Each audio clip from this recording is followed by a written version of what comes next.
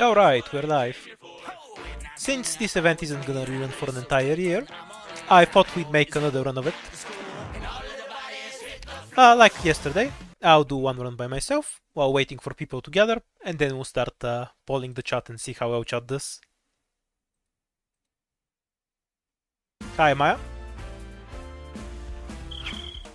Maybe I should have made a scoreboard or something. I'll try to keep track. Very difficult first round, I'm sure. Nobody could guess the outcome of this fight.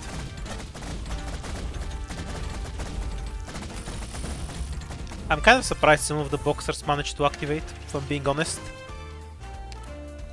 They surpassed my expectations. Oops, not 60%.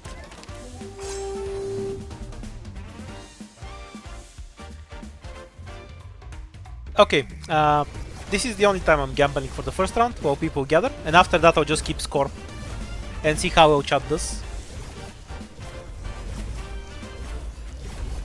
So I'll try to not give out any actual opinions when I'm commentating on how I think the fights will go.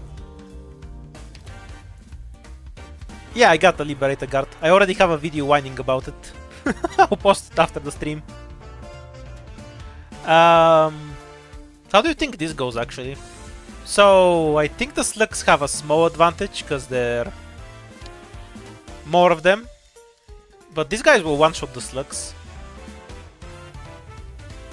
But the slugs are range. Yeah, I'm not sure who wins here. Once I see it, we'll know, but I don't know if the rest is helpful or not. I think these guys get one-shot by elemental damage, so a single proc wipes them. So maybe it's the slugs. If they don't get one shot by elemental damage, then they win very easily. We'll be able to tell once a certain hit, one hit happens, and we'll know for sure. Maybe the swordsman just stomped them really hard. Yeah, the swordsman will win. The slugs kill them too slowly.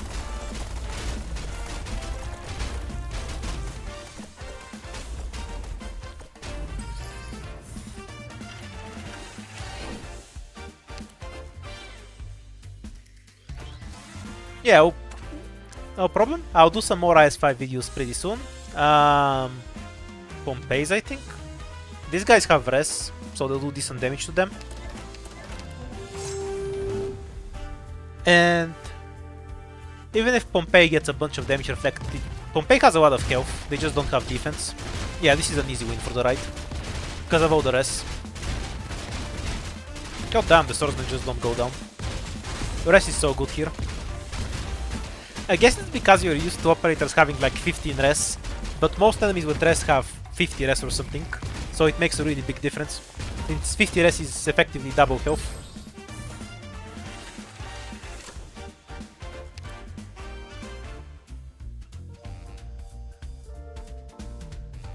Alright, casters against 4 of these assholes.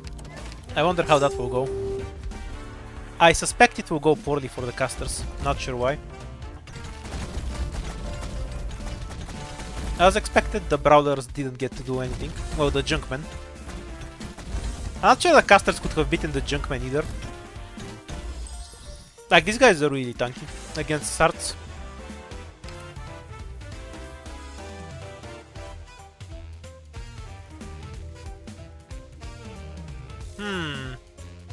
Okay, so I think this side whacks real damage, but this side is kind of squishy, so I'm not sure. If they can't kill it, all the archers get wiped. Pompei will have tanks, yeah, probably Pompei, because they'll have a front line, so the archers won't be able to do that much damage to them. And then once the shield and all of the archers are gonna pop instantly, we just leave the melee assholes at an overwhelming disadvantage. Yeah. This side is really squishy to physical, but the damage on this side was really shit. So it evened out in favor of the Pompeis.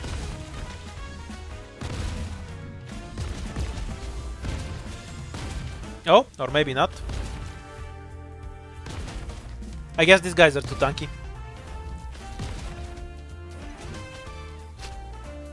Yeah, these guys managed to finish off Pompei's. Tragic. The slug failed. Okay, that's it for me. From now on, I'm just counting chat.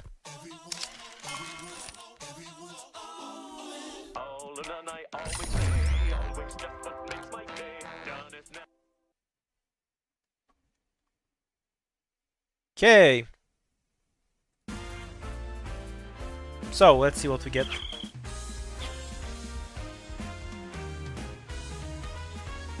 We have 7 boxers against 1 golems. Now, these boxers have trained all their lives. They're professionals, they know what they're doing. They've all been to prison. The golem weighs roughly 300 tons on the other hand. I wonder how this fight will go.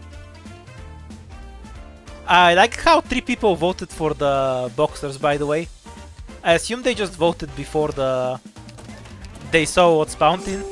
That's the only way I'm explaining this one.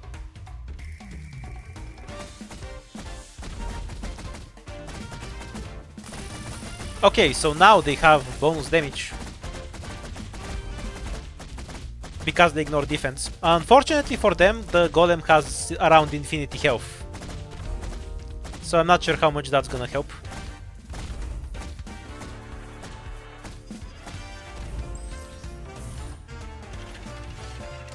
I love how you gamble without even seeing the options.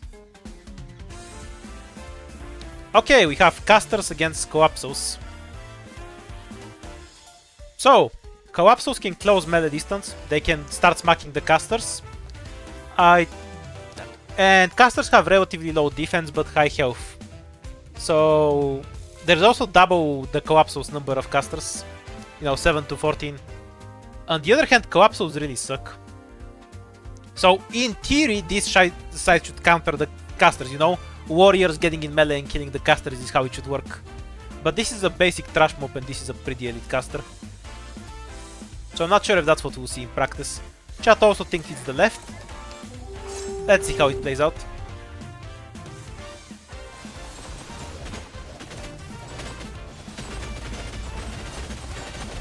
Yep. Ended up being a slaughter. About half the casters remain. So about 17 or so should be able to beat them. Okay, 7 casters against 2 golems. If it was 1 golem, I think the fight would be rather fair. I'm kind of biasing it, but this one is obvious. A golem has way too much health, and they will one-shot the casters. I think 1 golem to 7 casters is about an even fight. So if it had 14 casters here, I'd bet against. But 2 golems is just way too much.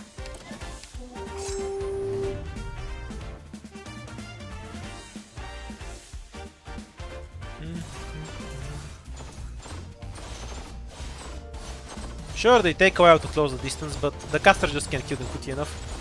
Luckily for them, the casters take 2 hits to die because of their massive health pool. That's a pretty big advantage. Like, if you can see that 7 casters would absolutely kill 1 golem just from this. Yeah, I know. Somebody told me the nanosecond the PV came out. I'll complain about getting a Liberator later. That's what the stream is about. Are you sure 1 golem can beat 7 casters? I really don't see it.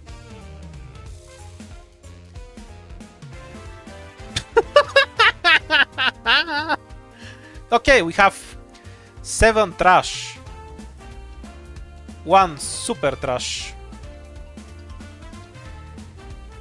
This is a really difficult fight to predict. On the left side we have 17 archers that first do physical, which is good damage against Jesselton's first phase. And then do arts damage, which is good against Jesselton's second phase. On the right side we have an enemy that actually have stats. But he has no AOE.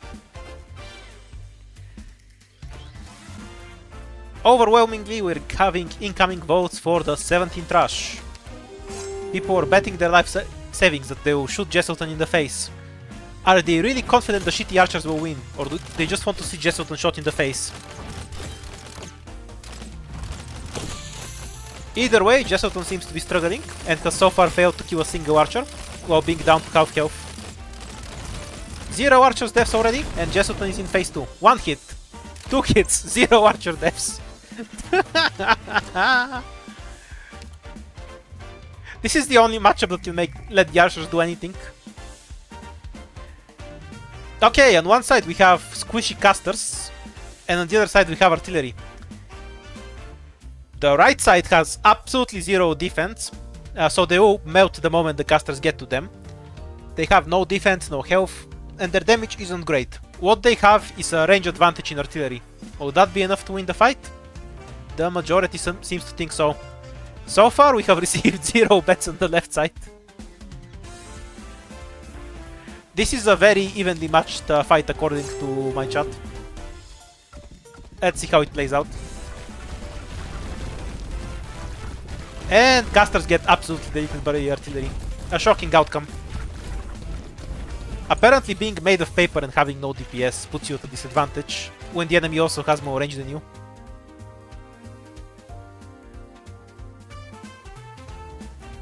Okay, so 12 boxers that will spontaneously combust when they hit these assholes. Huh, okay, this one's interesting. So boxers will kill the sarkas. The hammers will kill the casters. But the sarkas will kill the hammers. And the casters will kill the boxers. This one is pretty close. It's down to enemy positioning. I think the right side should have an advantage, because the boxers will hit the sarkas first, and the one of the sarkas will die. And that should allow the hammers to clean up. I feel like the left has an advantage. If the positions were swapped, and these guys were on the front, then I would put the advantage on the right side instead.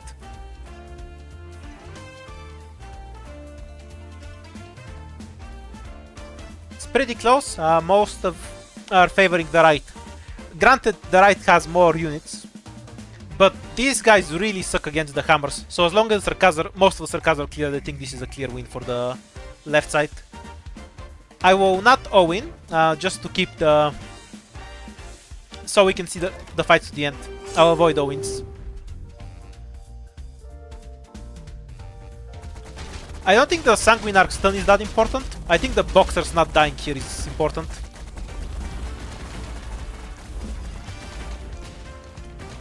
Yeah, you can see the boxers are what really carried the fight, because they got rid of the sarkas.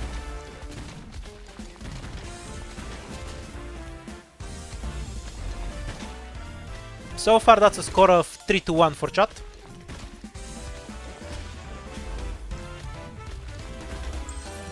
It doesn't matter if they reflect 100% of the damage, because it's stewards, so they will reflect. So it gets mitigated by RS, but no, they reflect a fixed amount. So enemies attack really fast but do low damage, kill themselves really quickly. Okay, so both sides have a front line. The right has a compositional problem though. Their tankier unit is in the back, and all of their DPS is going to end up in the front. I believe the Coapsos will get slaughtered, and then but then the casters will have a chance to clean up. If the Coapsos take too long to die, that will make the fight favorable to the left. If the Coapsos die really fast, that will make it favorable to the right. Because if there's enough archers left over, the Axis will clean up everything. This is a close fight. I'm not sure which way to weigh it just yet. My blind guess would be left, but I think it's close. I could definitely imagine the right side winning as well. Most people want to bet on the Axis, however. We'll go with Axis.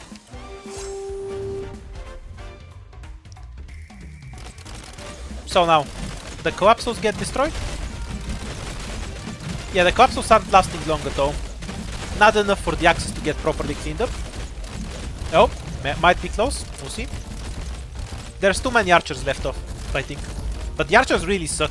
Yeah, the archers suck. That was the deciding factor at the end. 2 losses in a row for chat.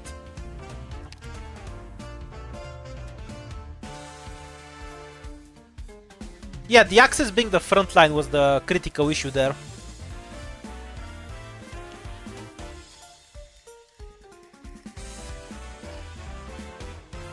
Okay, now we have an interesting fight here. So, compositionally the right side makes more sense. It has slugs at the backline, Coapsos to tank, On the left side we have two waves. First, the Possessed will rush forward, all alone, and take a bunch of damage from the slugs while killing the Collapsos. However, it's 5 fucking Possessed. You do not just go through 5 fucking Possessed, man. That's so many. They one-shot absolutely everything other than Jesselton, so I think they'll do critical damage on the right side. Possessed are not weak to fodder. Possessed attack really fast, so they can deal with fodder just fine. Very close, split down the middle. It's near 50-50, and we're going with the left side, it seems. One of the Possessed is stuck in the back. So it's just a question of whether the Possessed do enough damage. The Junkman can't really die to Jesselton properly. So once the Junkmen are left, Jesselton can't really do much. You can see that Jesselton simply can't kill a Possessed. But his second phase can kill one, so now is the moment of truth. Can the physical DPS Jesselton deal with the Junkman? Because they don't have the damage to go through his defense. I believe this will end up a win for Jesselton, but just barely. If it was one Jesselton, it should be an easy cleanup for the Junkman, but 2 might be too many.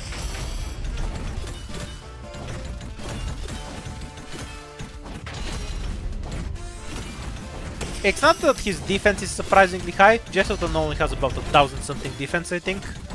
The Junkmen have a surprisingly low attack though.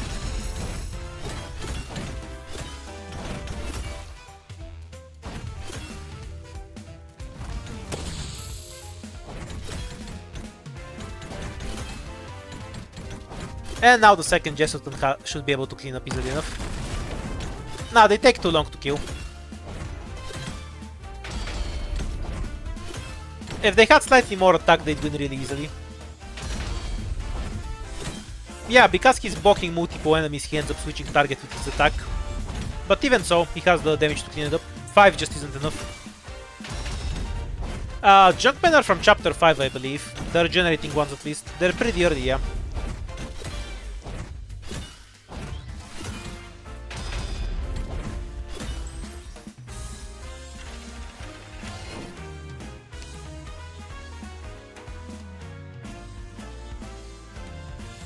Okay, 7 Avengers, 11 casters and 1 Jesselton against 25 slugs, 3 hammers and 6 chain casters.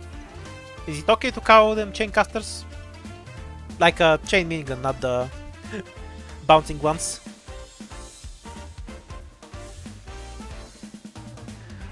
So, the fundamental problem for the left side is that all of their Avengers are at the front and really vulnerable to slugs.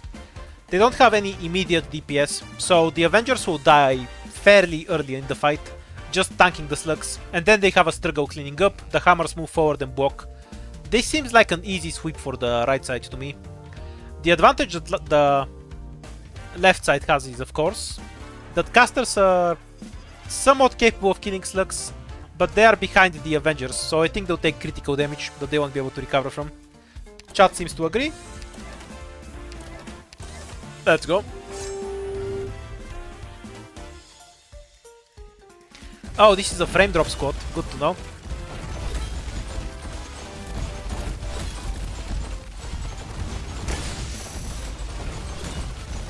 The front line for the slugs is established, but the Avengers are still holding on. One more Avenger to go.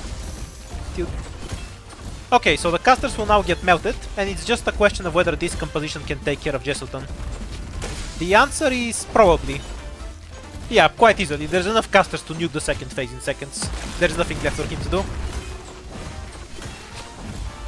The Avengers lasted longer than expected, but it just wasn't enough.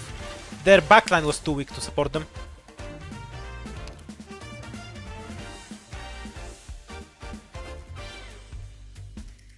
Okay, 12 boxers, 2 hammers, 11 shitty boxers. Wait, these are the shitty boxers. 11 crocodile boxers, 25 slugs with boxers. And the boxers that dodge, so they counter everything here, are in front of the slugs.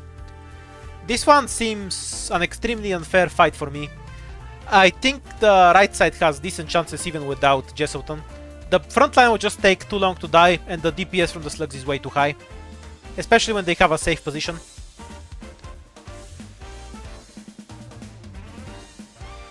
The majority seem to agree.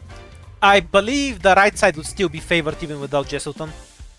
And Jesselton won't actually do much this fight. The frontline boxers are just too efficient. If the boxers that can dodge were on the left side, I would probably count it the otherwise. But look, the front line just doesn't die. And the left side has nothing other than the front line. So by the time the boxers lose their dodge, the fight is all over. They would definitely have won without Jesselton there. He was simply irrelevant. Mission accomplished. Okay, I think we chat lost 4 fights this time. Or was it 3? 3 fights. Since it's 7 out of 10.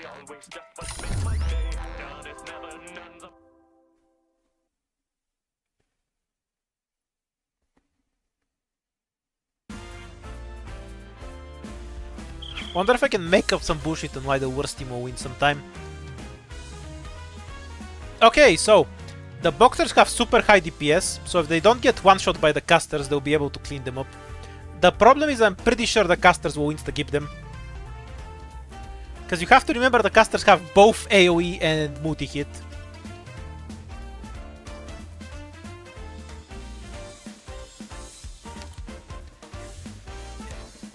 Now, once the casters will only get 1 hit off though. So the caster attacks here, these 3 boxers reach them and then just kill the caster. So I think this caster will lose on the top, but then you have the bottom, where the 2 casters will kill this group entirely. And then they'll be able to kill the 3 boxers. I think the casters have the advantage here. If one of these boxers survives the attack from these casters though, it might go to the left instead. Let's find out. No, they're way too slow. Left definitely wins. They won on both sides. I thought they would die in 2 hits, but they took 3 hits instead. So the caster didn't stand any chance.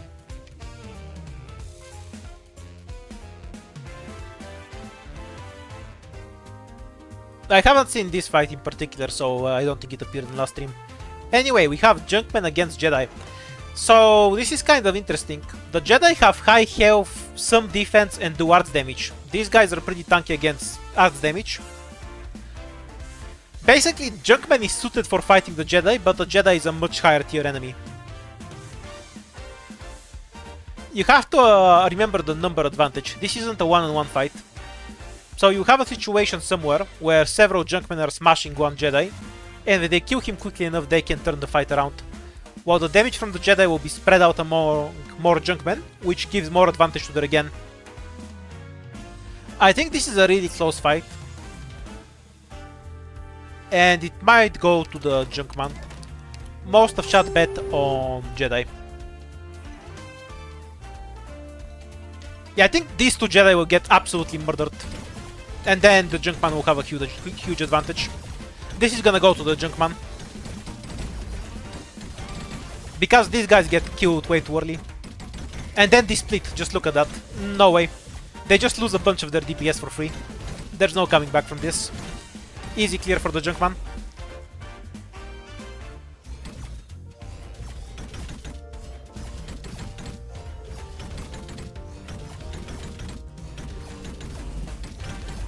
It's the rest, the Regen, and then the damage gets spread out among all the Junkman, because every Jedi attacks one target. With the number advantage, I think it's a really unfavorable fight for the Junkman.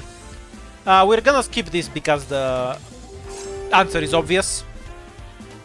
So chat is 2-0 for this. I'm not giving you a win for predicting that Jesselton will win. If you thought Jesselton will lose to artillery, shame on you.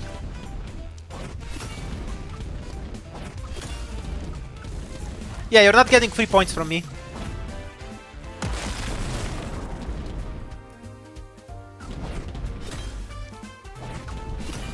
And yes, Jesselton does suck enough to lose for his phase 1. Honestly, Jesselton would be much stronger if he just entered every fight in phase 2. Because then he could frontline for more useful units. Okay, 0-2 on this round. We have 3 Pompei against 2 Colossus. Do I even make a bow for this one? Fine, I'll make a bow. I feel like the game is giving you free wins as compensation. So, on the right side we have 2 Colossus and friends. On the left side we have 3 Pompei. Now, Pompei are super strong, they do AOE arts damage, but they need single target here. They do a bunch of AOE damage, they're relatively rest resistant against only physical damage. Now, there are 3 of them, so they have a numbers advantage on the Colossus, if you don't count the other enemies the right side has. Yeah, I have enough time pretending this fight is close. So, the real question I have for you is this. Does one Golem beat 3 Pompeis? What do you think? One Golem or 3 Pompeis?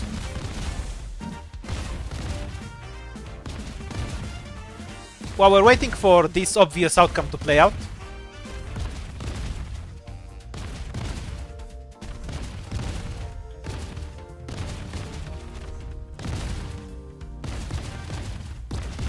I suppose we can tell from the health left.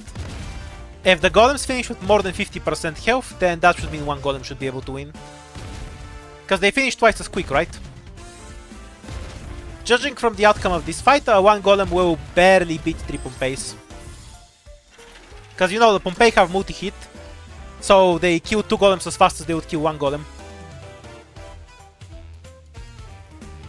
What the fuck? Why is the game giving you free wins? Okay, on the right side we have Collapsos. Pardon, on the left side we have Collapsos. On the right side we have things that are not Collapsos. Can you predict how this fight will go? Golem sucks against either a bunch of small enemies or single target art damage. Or stuns. Nothing that's in this event, in other words. Okay, it seems everyone is favoring the side that isn't complete dog shit. Interesting choice, let's see how that plays out for chat.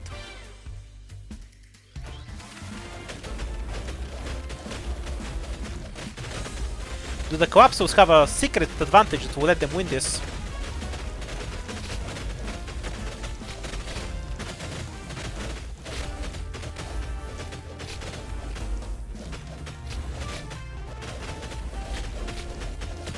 Oh, they got to the slugs at the back. They have a chance now.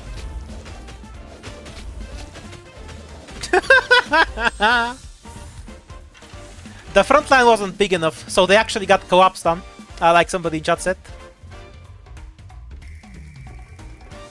If they had one more hammer to make a complete front line for the slugs, then they wouldn't be able to reach them.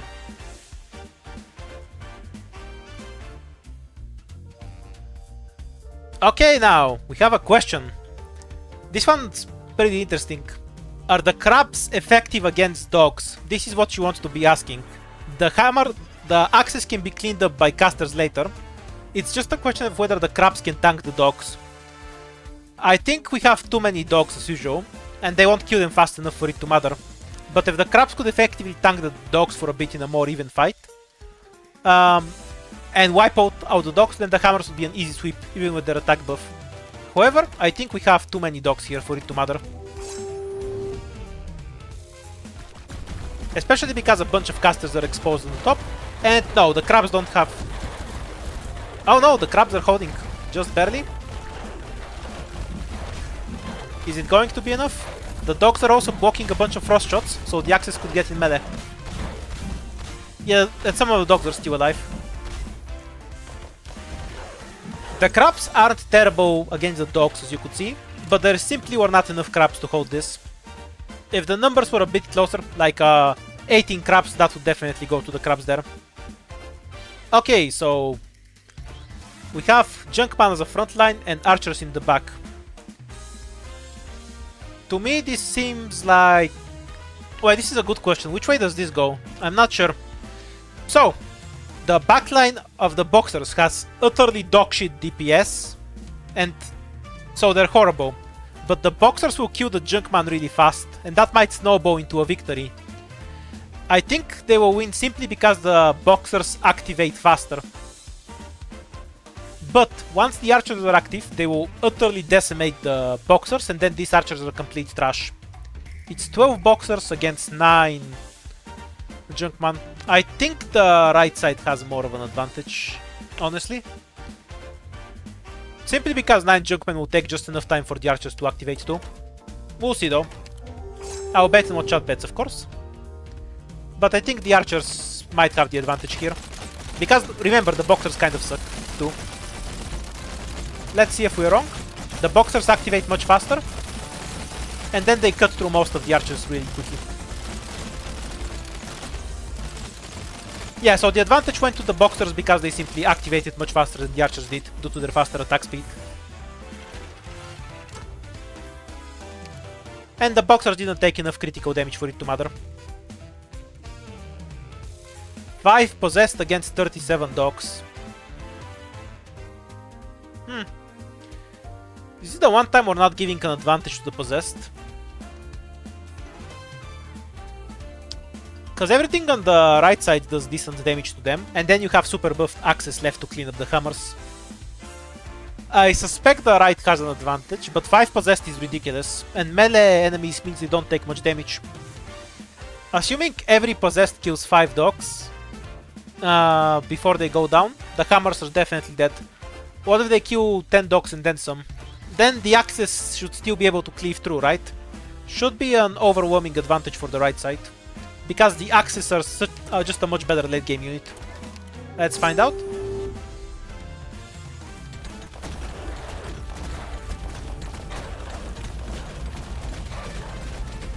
Not looking good for the doggies. They're still possessed left alive. If they can hit the possessed, they'll win. 1 health on possessed? Nope.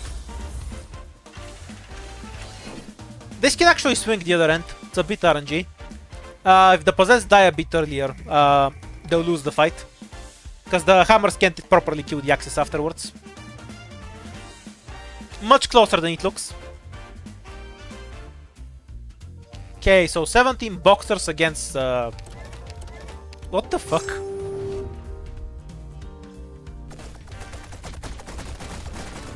So the advantage the boxers have is that they're gonna be able to activate, but then we have Jedi and they die.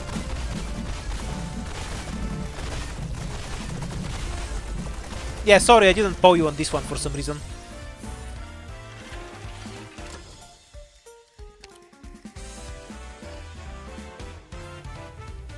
Oh! So, the right side has the Jesselton curse.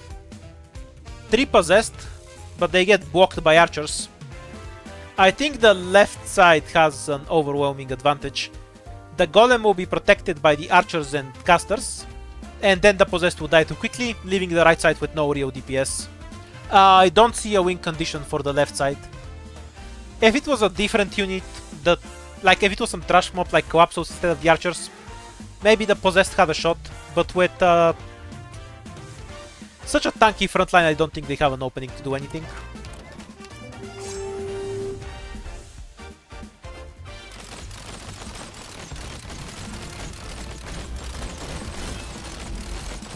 All of the one possessed still lives. And they're down. All of the boxers melt, and an overwhelming advantage is left. The Golem can 1v1 Jesselton, so there is nothing left to be done. If the Golem wasn't there, there's still enough archers and casters to win.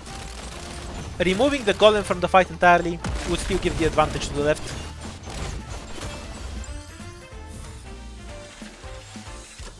Yeah, never trust Jesselton.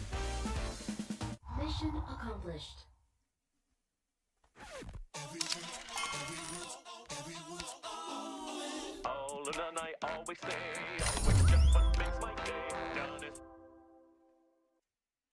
Round 3. Let's see how long it takes for chat to win one. I'll probably die of old age, because even if half the people know the answer, that might not be enough to get the vote to go in the right way. Okay, so we have 4 good units against 11 bad archers. Archers will be really good against Jedi if they could enter the fight activated, because they'll kill them quickly with art damage. But even then, I don't think 3 archers per Jedi are enough, and most of them will die before they even activate. Likely one of the most one-sided fights we've had so far.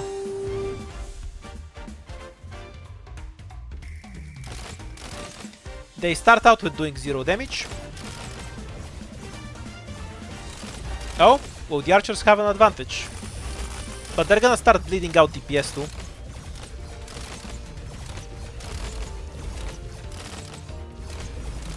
Ultimately, it's 3 archers left with mostly full health ones. I think the Jedi still win this, because they'll kill one and then there won't be enough DPS, but it will be pretty close.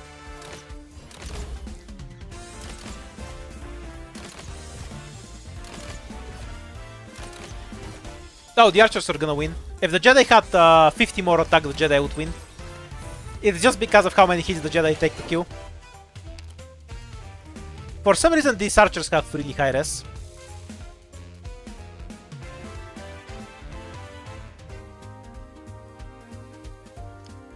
Alright, so now we have a properly unbalanced fight. Low defense, low health, high res, physical arts. Let's see how many people will vote for the casters.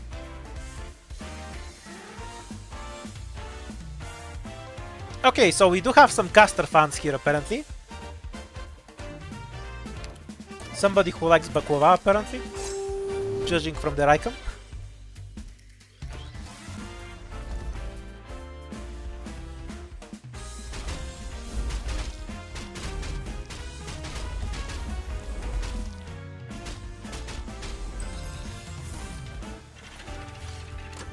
They don't just have high res, they have 50 res. 50% is double the effective health.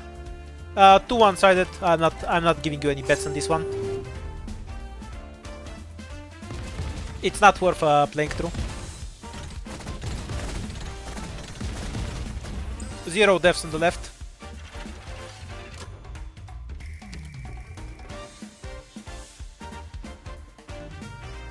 Okay, we've seen this yesterday. Let's see how many of you were here yesterday. Now, on the right side, we have the Junkman. They regenerate health, have relatively high health, and also have high res. On the left side, we have a bunch of casters that can freeze them forever. They also have range, but very, very low DPS. We have mostly an advantage to the right side. The baklava seems to think so as well.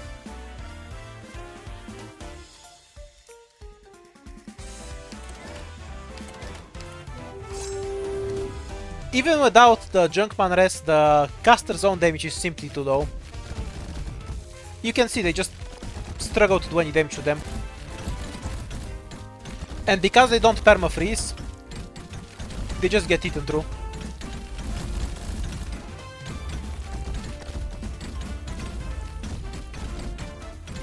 Zero deaths on the right. Yeah, but the lowering the res with freezing doesn't help if your DPS is shit afterwards. Right. This seems like an extremely one-sided fight to me. The right side has a front line, the left side does not. If the casters walk forward and die first, then the left has a chance, because the archers will do absolutely 0 damage to the axeman. So if the archers have longer range than the casters, the fight might go to the left, just because of that.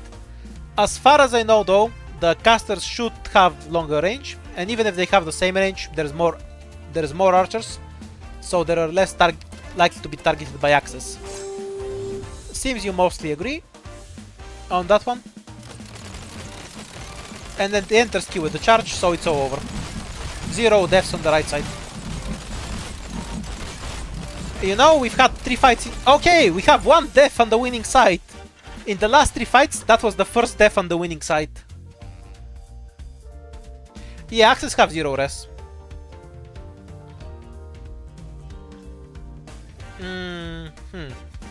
Okay, so this one's kind of interesting. The slugs will insta-kill everything, but the boxers have 100% dodge for a little bit, so they'll be able to eat through the slugs because of it. Presumably that will run out and they'll be finished off by the Sarkas, but then you have super buffed axes against the Sarkas. I would say the advantage goes on the left side in this case, simply because the boxers will chew through everything here too easily, and nothing here can deal with the axes efficiently afterwards. If the slugs got some backline like arts or a front line, I would give it to the slugs. But without any of that, I think the Axis and Boxer should have an overwhelming advantage. Let's find out.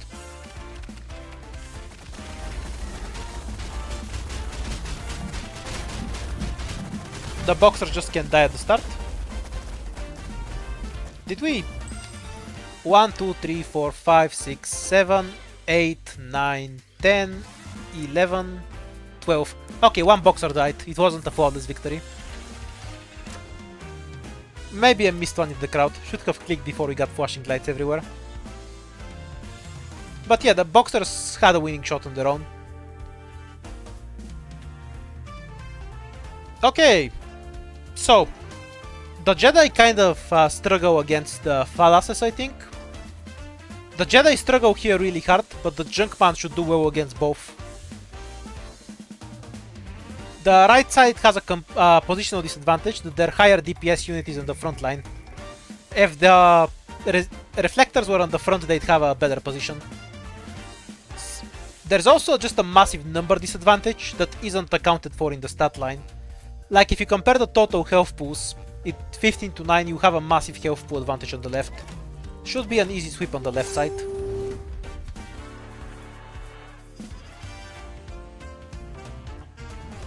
Now you can see the Jedis don't kill this quickly, but the Junkmen are a different question. And the Jedi do passably against these assholes, while the Junkmen barely struggle against them at all. Because we had a number advantage on the top right side and an advantage on the left side, we end up with two separate groups like this, but the bottom one is much bigger.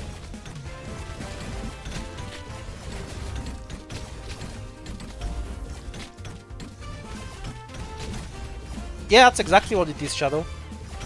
We're just betting on Polish fights in the street. A noble pastime.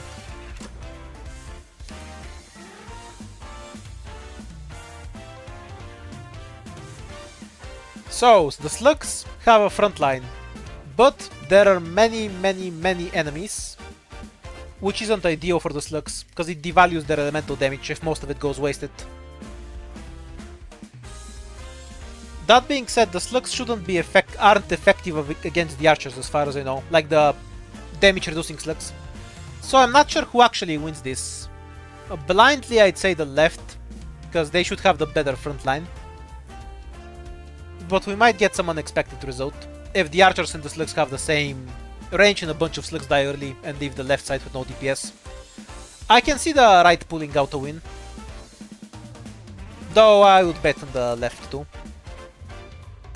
I'm not gonna all-in so we can see all the fights.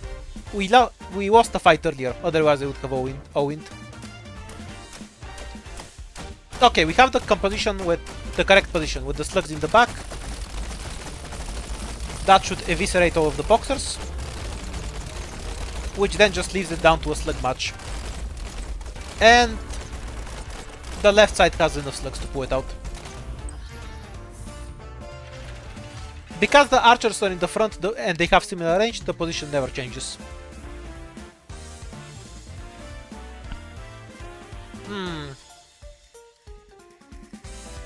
I would have all-in if we didn't lose the fight earlier. We can't get the max score anyway, so it doesn't matter right now. Okay, so on the left we have Avengers, Boxers and Hammers. On the right we have the Brutal Casters with 5 possessed. The main issue I see for the left side is they have no good DPS units. All of their DPS units need a moment to activate, and by the time they do that, the possessed will just chew through them. I think the right side will ultimately have an overwhelming advantage here, simply because the left's DPS is too slow. Most people are betting on the right. If the left side had a faster DPS, I'd give them more of an advantage. But the possessed just chew through everything way too quickly, and the Avengers can't effectively activate.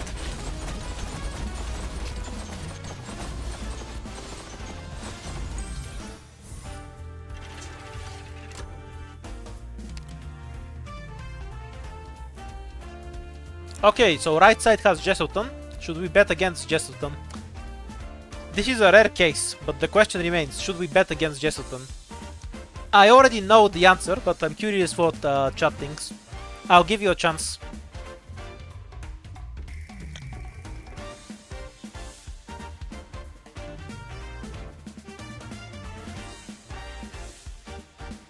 Right, so an overwhelming advantage bets against Jesselton, because everyone hates Jesselton. That much I can understand. However, you need to consider the composition of the left side. Jesselton has 2 phases, and the second one has high defense. The Collapsos will proc the boxers and then die almost immediately. Then you have a bunch of superpowered axes and 2 Jesseltons. If it was one Jesselton and there was no axes, it would probably go to the left just barely. The basic compositional problem is that the left has no damage. There is nothing here that can kill either the axes or Jesselton phase 2. The numbers won't matter because every individual unit will take far too long to die.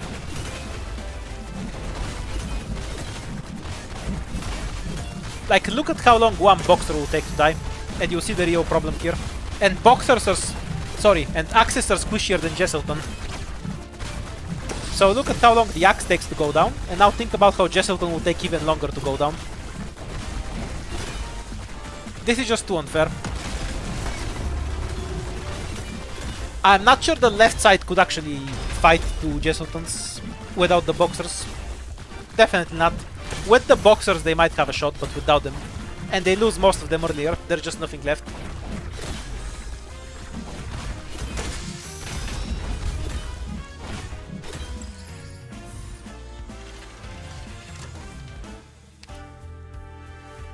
Mission accomplished. Yeah, Jesselton's phase 1 doesn't matter here. It's all about his phase 2 that really coaches this out. There's just no solution for the right side, the left side for Jesselton phase 2. Jesselton as a unit has only one advantage in this mode, and that's that he has 2 phases with different stats. So you need 2 kinds of damage to effectively get through to him. That's not a lot of cash, you haven't won yet. Extremely unfair fight. Let's see what you think. So, low defense, very high damage. Immortal for the first 30 seconds, very low damage. I'd agree with chat here. They'll simply kill before the shield expires. Unusually favorable matchup for the archers. It doesn't matter whether they're wide or together. They would simply die too fast before the shield expires, so there's nothing Right could do here.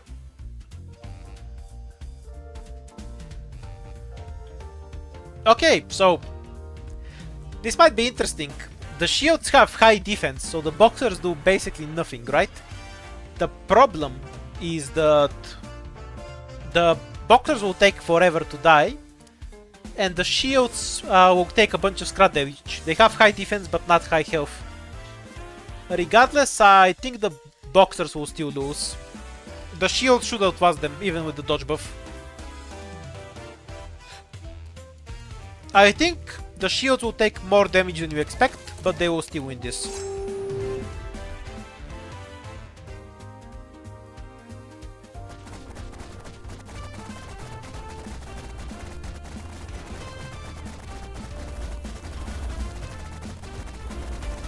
See, they managed to kill 1 shield. That's more than expected, right?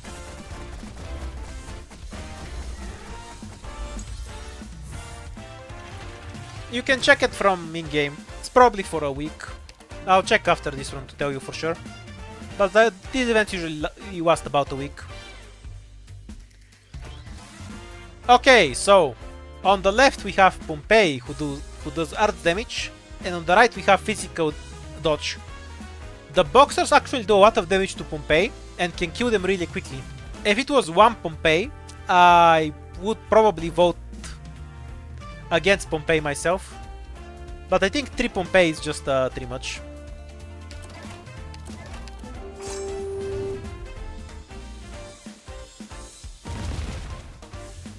Because they have multi-hit, so they end up killing multiple boxers at once.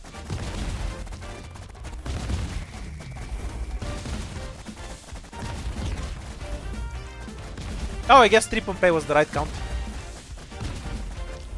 2 Pompei would have lost. That's interesting. Like, I knew they killed Pompei really quickly. I'm surprised by how long they tanked Pompei for though. Yeah, I guess they have high health. Huh, that's interesting. So the slugs will get demolished by dogs. The only question is whether the dogs can deal with the reflectors. Because the dogs attack really fast and they demolish their own health, which is very low. You have to remember that their own health is very low. But these guys have no defense, so they're gonna die really quickly. Everything here will melt in seconds. I have no idea what's gonna happen. The fight will just end in 5 frame drops. I would... Most of you are going with the dogs. I have no good argument to bet against the dogs. We'll go with dogs. It just depends on how many hits the dogs takes to kill themselves in the reflectors. If they kill themselves to the reflectors in 3 hits, they're gonna lose. If it's a bit more, they're gonna win. Yep. They take too many hits to die to reflectors. There's 0 chance.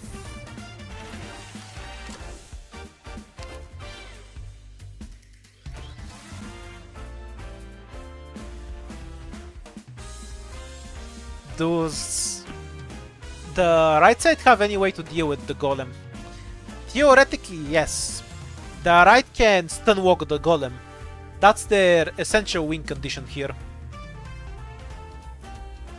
If they're because they have other enemies, they could end up killing the casters and then stun walking the golem. But if too many of them die while dealing with the casters, then it's an easy win for the golem.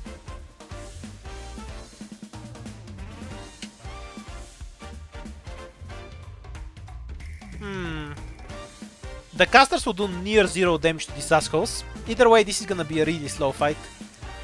I assume they're not gonna properly stunwalk the golem and the golem will eventually kill them all. Because they don't have the damage to kill the golem. They do have a potential win condition in this fight. I just don't think they will meet it. Let's find out.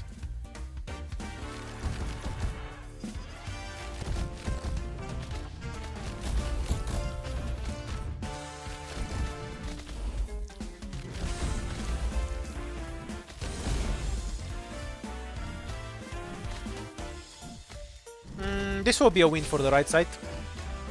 100%. Golems is gonna get stunwalked to death.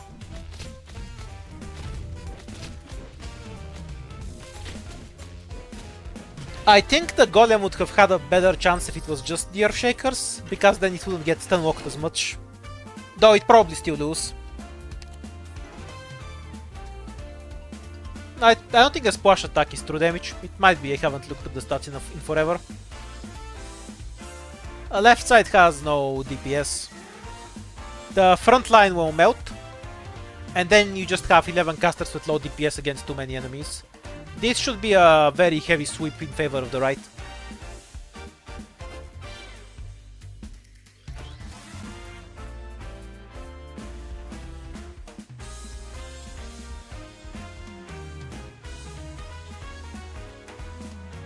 Seems to be an agreement in chat. Well, there's no reason to all win, because we lost the 5th fight.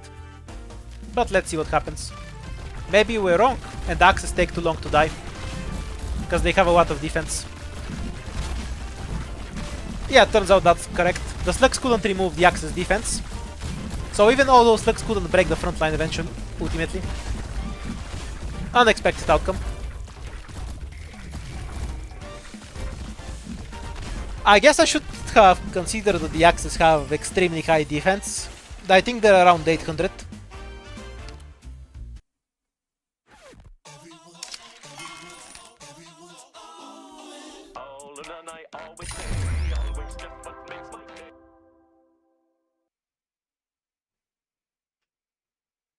Yeah, betting against chat is usually a good idea.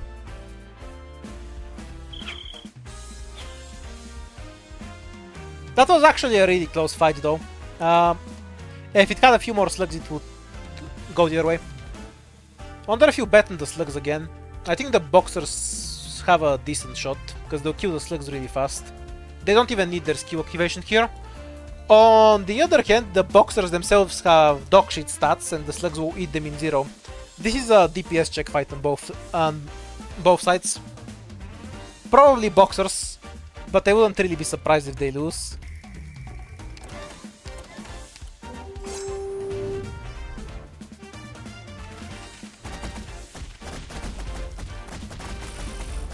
Yeah, they'll get through in time.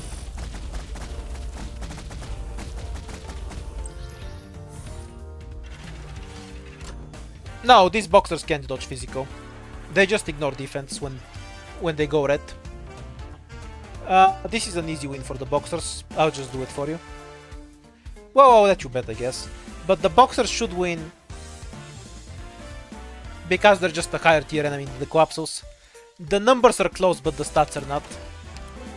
Feel free to bet on the right if you believe in Coapsos.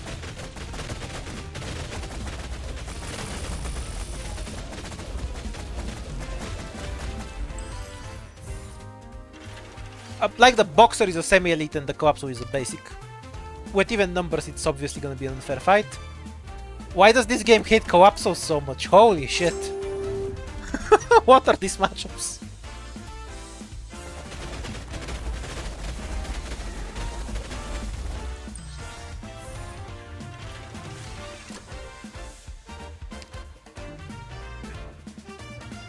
Okay, we have a moment where the Coapsos aren't being hated.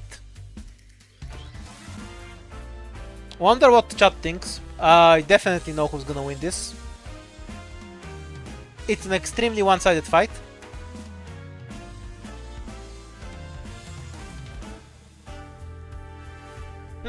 Or perhaps I'm wrong.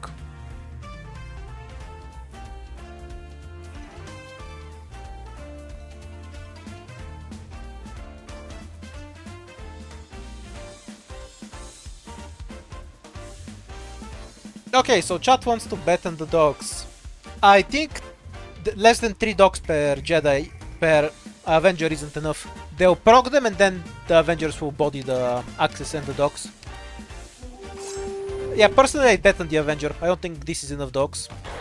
Because they 3-hit the dogs, right? And they one-shot them once the skill is active. So they'll get through them pretty fast. Do the Axis have any advantage? Guess I was wrong, yeah. The split was really unfavorable for them.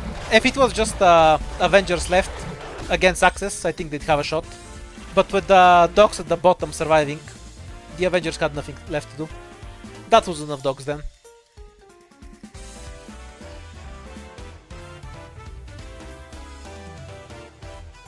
I usually bet with the dogs. What do you mean? This is a free win again. The crabs have no answer to this, so I'm gonna skip the bow for this one. I don't even think the crabs are that bad, but this is just an unfair fight. They have no backline, right? So the casters just win.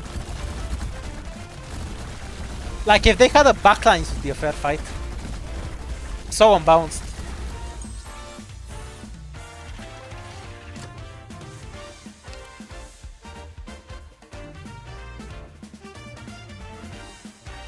Huh. Okay, now this is an interesting one.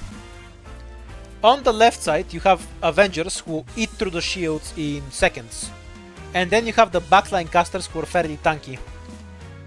We do have a 3 artillery for the Avengers, but for the most part they will shoot at the shields for most of the fight. So the question here is which front line will survive. If one shield guard survives, the right side will win. If Jedi's eat through the shields and give a window for the artillery to shoot at the casters, then the artillery side wins really hard. I think this is a closer fight than it looks. Chat wants to go with the left. You haven't lost the fight yet, I think, so we should all win to try and go for the max score. I think the right has a pretty decent advantage because the caster can just melt the Avengers. And once that happens, yeah, the right side wins. Their front line was just better. The mortar can do damage to the casters but not to the shields, and the shields just lasted too long.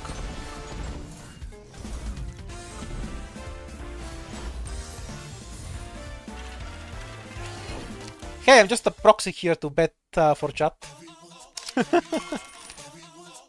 You know what? Maybe I should make it more fair. I'll discuss it first, let you discuss it among yourselves, and then I'll make the poll. If I make the poll first, then people who change their minds can't do anything about it because of how YouTube polls work. Okay, so tag first, give you 10 seconds and then make the poll.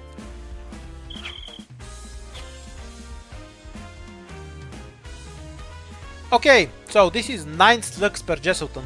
So the only question you want to ask yourself here is whether Jesselton can kill 9 slugs. Jesselton has 2 phases, both of his phases suck against slugs. But even so, both phases one-shot slugs.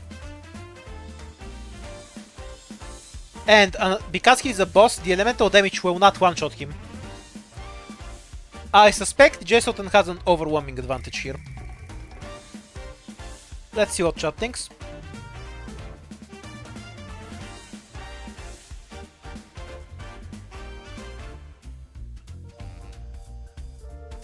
Most people are favoring Jesselton, that makes sense. The slugs are simply too squishy, and they kill Jesselton too slowly. We're over 100.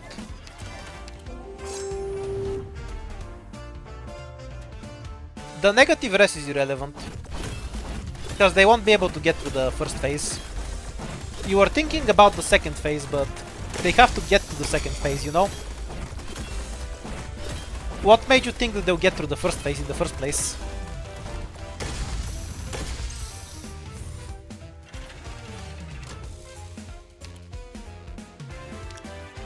First fight goes to chat. 5 Avengers against 12 casters. Okay, so the casters can freeze them a ton and the sorry, not Avengers, Jedi. And the Jedi have low res. So the casters have some advantages here. Keep in mind that the Jedi will take free damage while they're walking towards the casters and they'll get stunned constantly because of the number advantage. I think the casters have a solid chance here. The Avengers will take a bit of time to kill them because the casters have res. Pretty close. It's switching between left and right. Let's see what we end up with. Personally, I'd go with yeah, maybe casters. Maybe that's wrong. I don't think 2.5 casters can beat a Jedi, you know. But they have multi-hit, which the Jedis don't, and I think that pushes it in the casters' favor. More people ended up voting for the casters. Let's find out.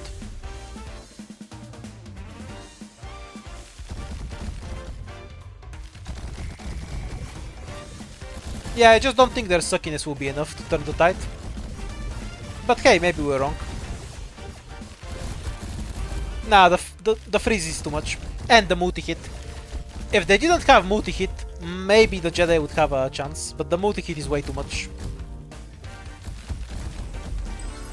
You can effectively consider the multi-hit like there's double the number of casters. Okay, we have 31 slugs against 5 Jedi. So the key question here is whether the Jedi can survive this. If they can survive an elemental proc and still fight for a while, then they're fine. If they just die to one elemental proc, I think they will just die. We already know they have pretty low res. And there's too many slugs. I don't see any practical advantage for Jedi. I think they'll just die.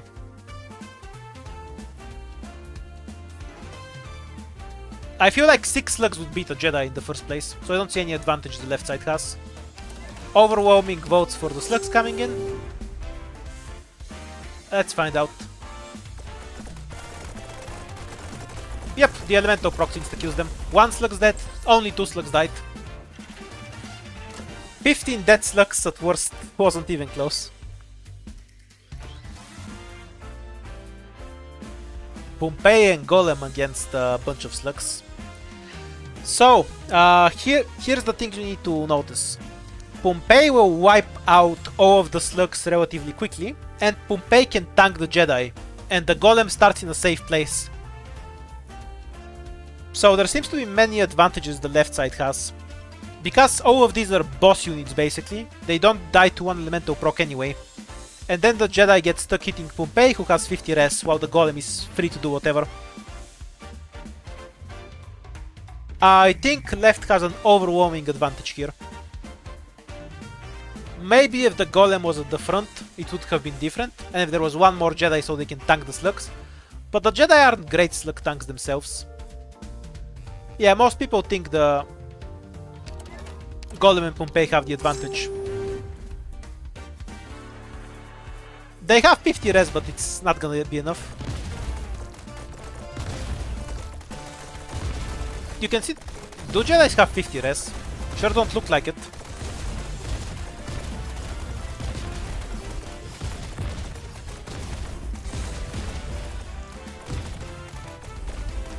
Oh well. Pompei can finish off the Jedi. This would have definitely been a landslide victory for the right side if it was one Pompei and one Golem.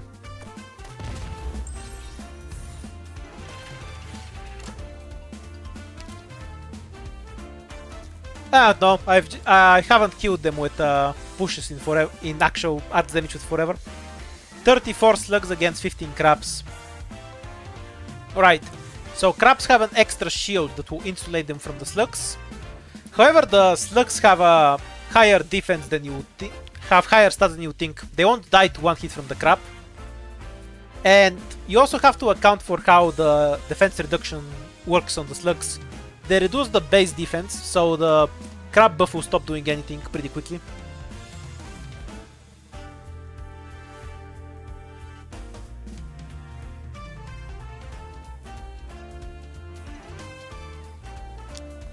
I'd agree with chat here, yeah. Slugs seem to have the advantage because with the higher numbers and should be able to close it out. I don't think their DPS is enough to make a difference, and their defensive skill won't keep them alive for long enough. Perhaps we're wrong though, let's see. I guess their big advantage was their range though.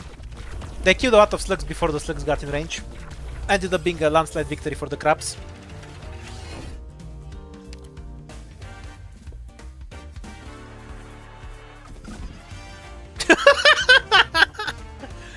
I love how they're already firing before the dogs even get in range.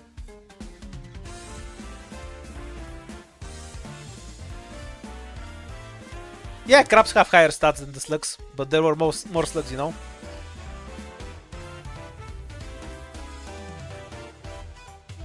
Okay, so we have a massive number of dogs, but by the time they get here, a lot of them will get stuck on the reflectors.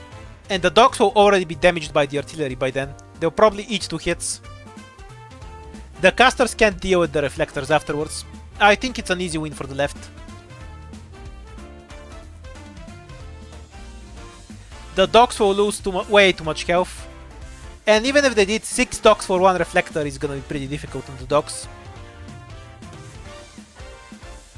The freeze doesn't help in any way, because the casters will just kill themselves in reflect damage. The freeze doesn't stop the reflect.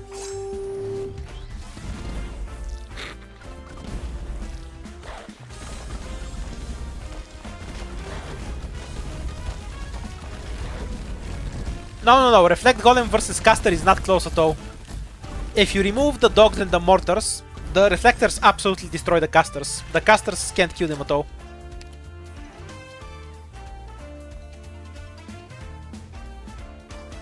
What the fuck? Let's just go next. Why the fuck are they 4 possessed? Who thought this made sense?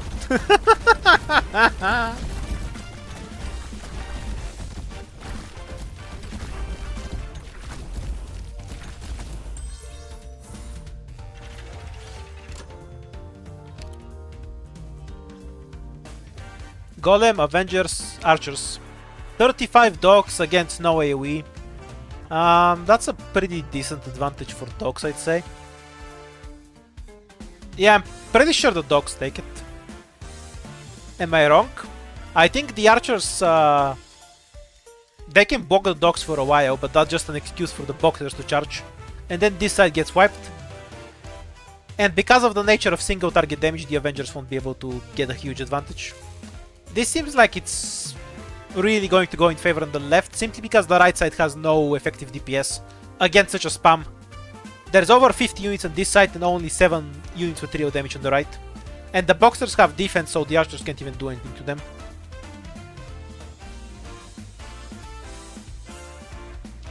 The golem will die much faster than you think, because these guys remove defense, these guys ignore defense. Most people are voting left. Yeah, I'd be really surprised if the right wins here. I don't think the shields are enough. The nature of the fight will simply allow the boxers to activate and remain safe, and they'll just eat through everything.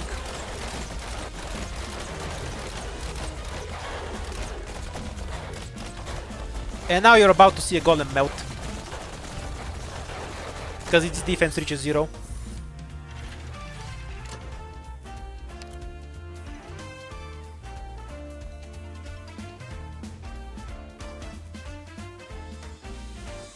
Okay, so we have one big unit on this side in the Jedi.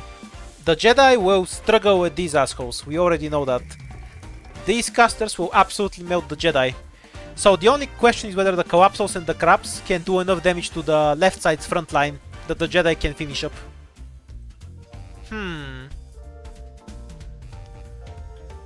I don't think the left has a effective single target, because their effective AOE. Because their AoE attack is on the front line, but the front line will kind of just melt. I think the right has more of a chance than it seems, because the left side has it's like the left side only has elite units, but it doesn't have any fodder in front of them. And because of how Collapsos march, everything will kind of hit together. I think the right side has a pretty decent chance. Most people seem to disagree with me and go for the left, because they have the better units, and the Avengers are the Jedi are kind of countered here. But I think the basic trash will kill the first forms and then just sweep over. Yeah, I would bet on the right side myself. Most of the chat is going with left. Obviously I'm gonna bet what chat tells me to bet, but personally I think the right side is winning here.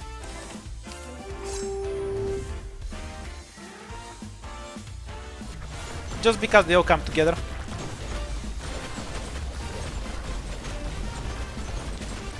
But is it not enough? Yep, seems not to be enough.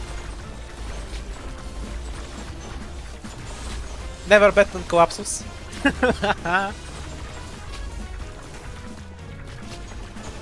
Didn't I win? Oops.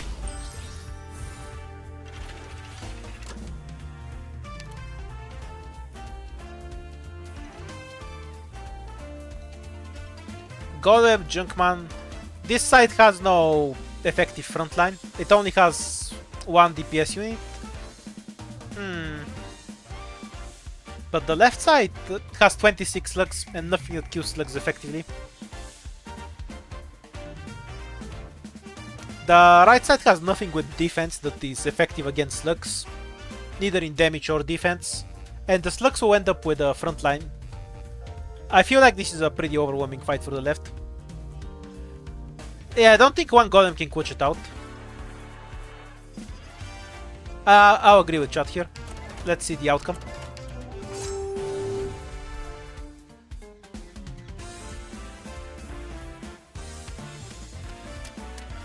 Yeah, the front line is too effective on the left, and you have all of their DPS in the back. By the time the golem reaches the fight, it's all over. And then you have a massive bulk of units to fight the golem. That was a really unbalanced fight. If the golem was replaced with range units, it would be closer. Yeah, Sarkaz are basically brawlers. They attack fast and hit hard. Mission accomplished.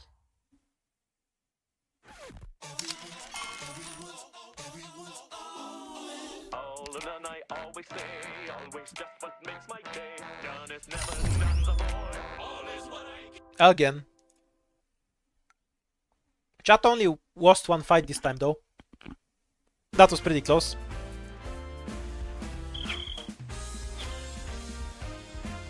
Okay. Can 5 of these guys kill a Pompei?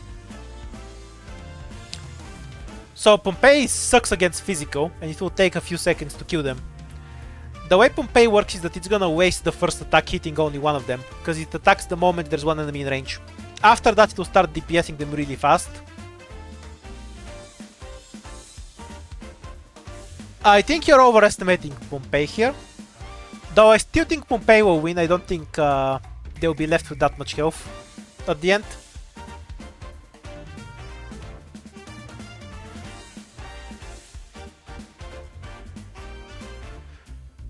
Their suckiness is not relevant in this fight. I agree they suck, just not against unexposed Pompei. I do agree with chat that the boxers will probably lose, but it's gonna be really close. Because Pompei wastes their first attack, like this, and then they only multi-hit afterwards, which ends up being a pretty big disadvantage.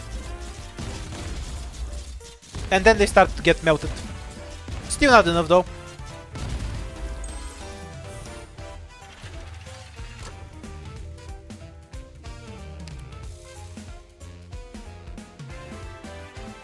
But you could see they could almost kill it. Right, so the Knights will one-shot a Slug, but they'll just die to the elemental damage, I gather. I don't think the Knight has any real win condition here. They'll just walk in and die to ranged units before they get into melee. They have 0 res after all. I'm just curious how many of you will vote for the Knights. 2 to 4% seemingly. That's within the Lizard effect. So we can round it down to 0%.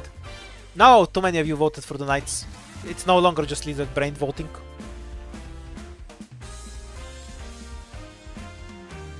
Basically, that's about a certain percentage of people who just misread something or click the wrong option without thinking about it.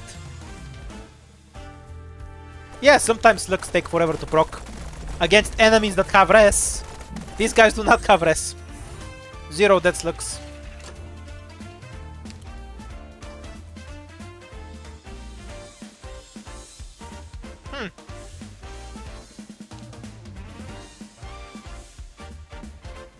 So, casters have multi-hit and AOE. These guys walk slowly, have no rest and have low health. I think this is the one time the casters sweep. Every time we've had them they've lost, I think, but this time they're gonna win. Oh, they also won against the other boxers, but that was actually close. This isn't going to be. I think 3 casters can also win this. So my prediction is an overwhelming win on the left side.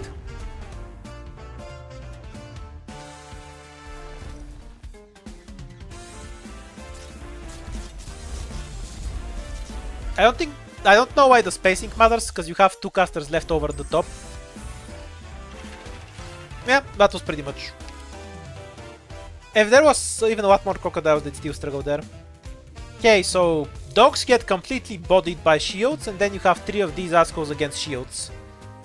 These guys have no defense, these guys have defense, should be an easy win for shields. That's my prediction. The dog is getting hard countered, and their backline won't do enough.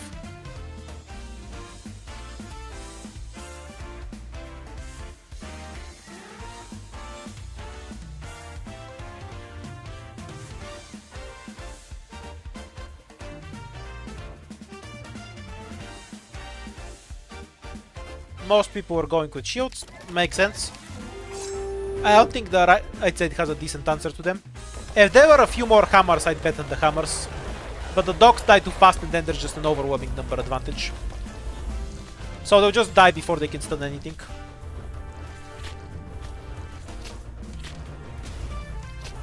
You can see if there were a few more hammers, they might have had a closer fight. Because once the AOE attack starts coming in, they'll kill out of shields really fast.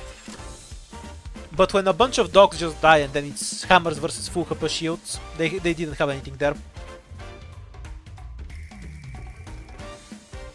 Right. The casters on the left have res and really high damage. They have much higher DPS than the casters of the right. 1-on-1 or 2-on-2, I think the left side wins really easily.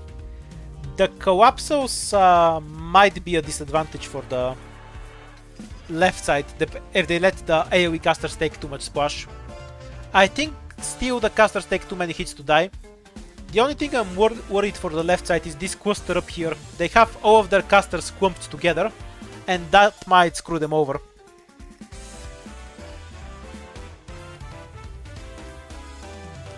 I think the right side will just die quickly because of their lack of front line, which will end up putting the left at an advantage. But because their casters aren't spread out, they have a bit of a weakness, potentially. Okay, they win. This group will frontline perfectly and absorb a ton of damage. Then the casters then take way too long to close it out.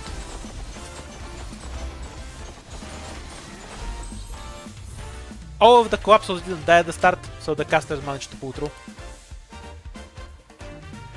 What, I'll make a video about the 4-star later, complaining they got the Liberator, because I have too many fucking guards. I'll post it after the stream, in a few hours probably. Anyhow, back to the gambling. One side has Jesselton. Okay, wait. Does the right side actually have a chance here? So, Jesselton will get bodied by the archers. So, this guy is bad, and has very low DPS at the start of the fight. So, can 9 Junkmen survive archers plus Collapsos? I think the Collapsos get absolutely demolished by Junkman at even numbers, but Collapsos have really high DPS, and archers add physical. If a significant number of the Junkmen die early in the fight, and you have some leftover Collapsos collapsing on the other Junkman, I think the right side takes it. If the front line of Collapsos get obliterated before any Junkman dies, it's a free win for the left. Yes, the archers gain arts damage for when they need to kill Jesselton. Actually, that might screw them over. Nah, it's fine, because they also have rest, so Jesselton can't do anything to them in phase 1.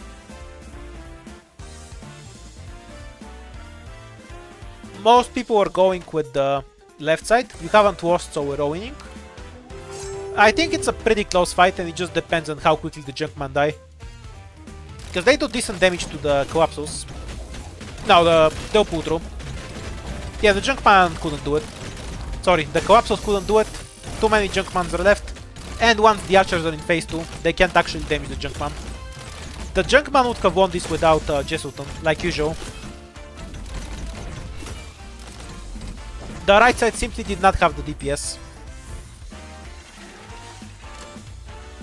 A higher number of Collapsos would let them win through.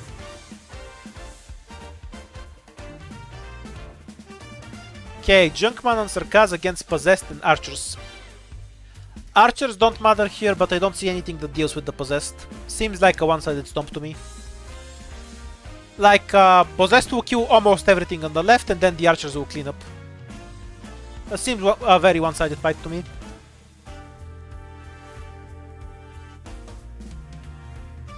Of course, the Archers suck extremely hard, so if there's 2 Junkman left, they'll probably kill all of the Archers. I just don't think there will be 2 Junkman left. Like, I don't think 2 Sarkaz and 2 Junkman beat 1 Possessed, you know? Well, let's find out. Especially when there's no range unit for them to take damage early. By the time they're in enemy units get in melee, the fight is already over.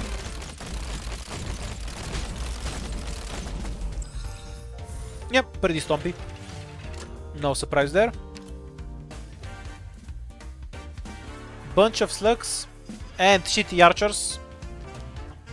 No chance. This is the one of the most one-sided fights I've ever seen.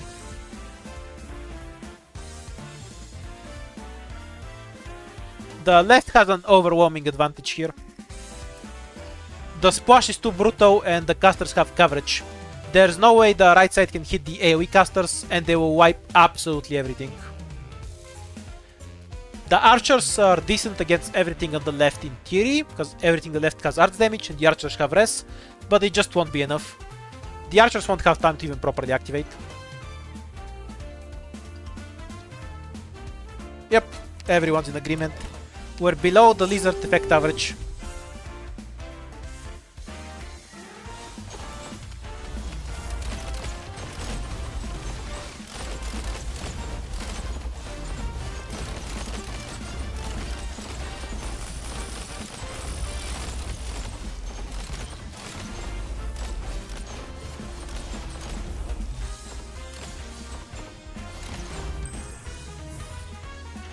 Without the AoE casters, if it was just the other casters, the right would have a pretty overwhelming advantage.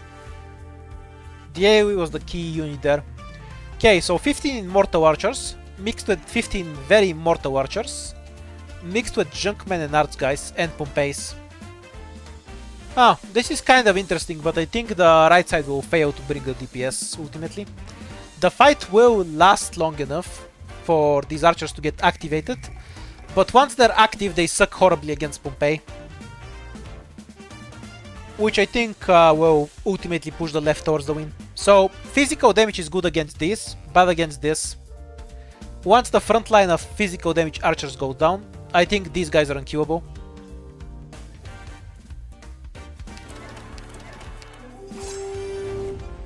My expectation is that they'll manage to chew through the Jedi and then die.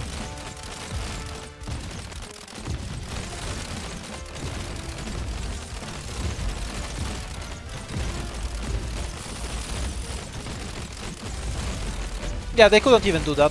All of the Jedis are left over. The archers just take way too long to activate. By the time the arch damage is active, the fight is already over. But even if you remove the Jedi, I think the left still has the advantage. It's not like Junkmen just magically die when you hit them with physical. Possessed. Okay, so we have 3 possessed, 13 casters, and 10 speeders. Now we do have the usual archers, which usually shit on possessed, but they're all the way in the back, so a bunch of other units will die to the possessed first. Even so, we have the elemental slugs, which are an effective counter to the possessed as well. And after the possessed are gone, there will be a much greater majority of units left on the left side. I don't think the casters are effective against Sarkaz. And while the crabs can take damage from archers just fine, the slugs and the Sarkaz will eat them alive. I think the left has the advantage here.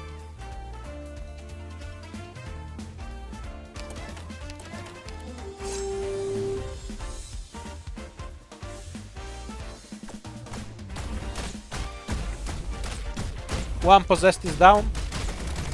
2 possessed are down. 3 possessed are down. No possessed left, and then there's just 2 massive front lines. And the Wava Slugs are just a better DPS.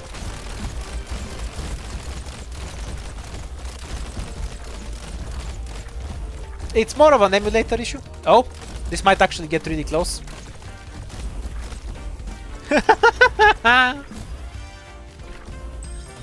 The Sarkaz! The Sarkaz died to the crabs. The crabs are actually what carried it there.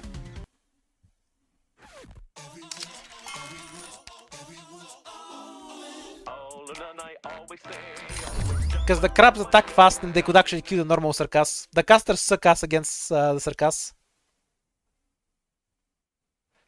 Probably here for an hour and 40 minutes more. Or until chat wins. Whichever doesn't happen first. The multi-hit doesn't help against Sarkaz that much because they have a ton of res, but the crabs do physical, so they wreck them. Okay, so boxers that become invulnerable for a bit, or archers that are invulnerable for a bit. I have no fucking clue. Probably boxers. Yeah, it should be the boxers, because by the time the invulnerability ends, the archers will also lose their invo, and then the boxers have higher DPS. Yep. Most people seem to think boxers. Makes sense to me, because the archer invo is already running out before the fight even starts.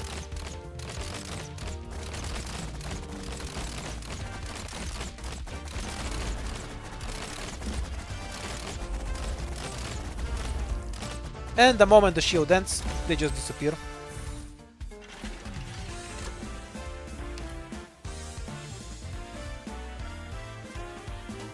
Oh, this is interesting. No, never mind. It's not.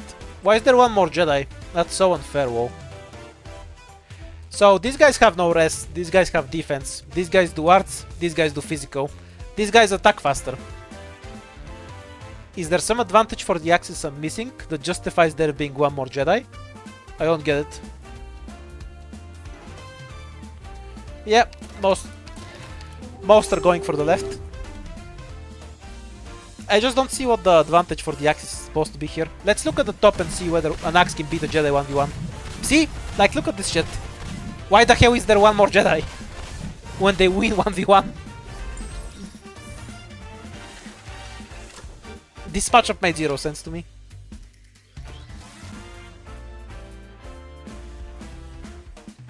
Two Golems versus 4 possessed. So, this is a question on whether you know enemy stats. To me, this is a really predictable fight, but let's see.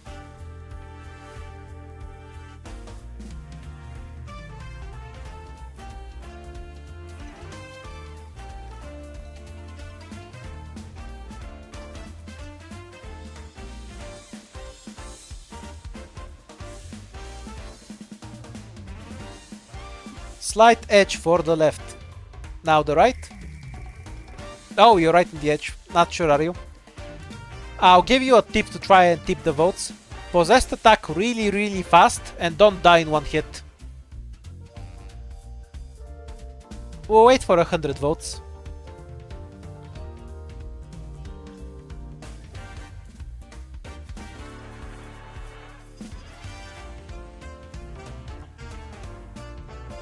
Okay, we're at 100 votes.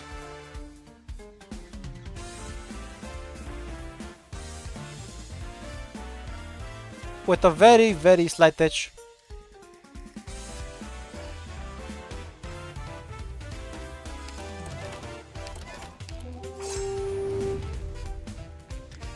I think the Golems actually win this if they hit the same possessed, but they won't, they're too spread out.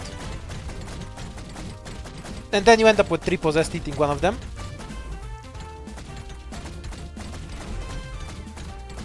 Oh, that's a stupid way to die. One of the possessed bled out. That's the only reason the Golems won. If the possessed attacked the one that was bleeding out, it would have gone the other way. The bleeding throw.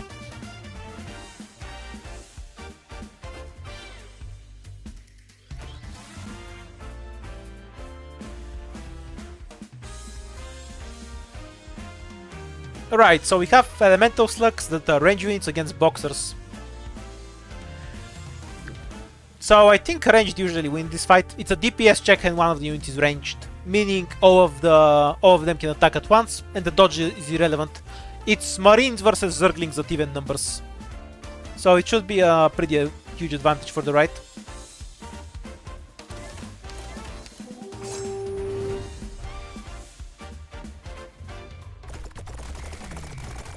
Nope, that was wrong. The boxers are not Zerglings.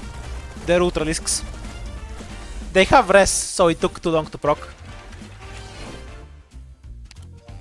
AO for the slugs.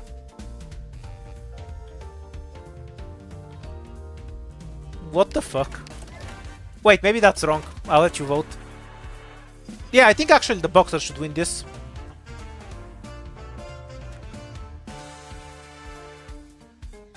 Yeah, I'm not sure. I feel like the boxers win here. Because they can't die and they kill dogs super fast. I think every boxer will kill at least 5 dogs during their dodge.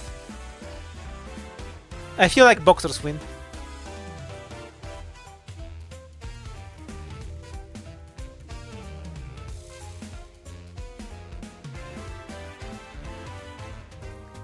Yeah, this is gonna make my frame drops. Okay, I'm just gonna do it at 1x speed. Let's make it more cinematic. And less frame droppy. Frame drops! No frame drops. I think the boxers just have too much DPS and just end up eating through the dogs.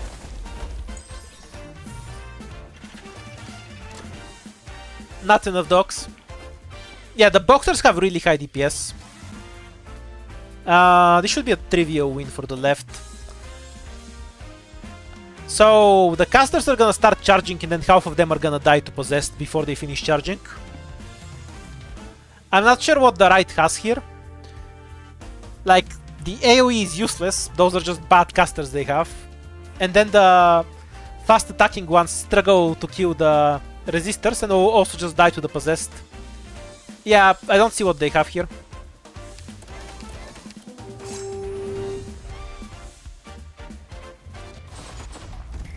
So they start charging, and then they die.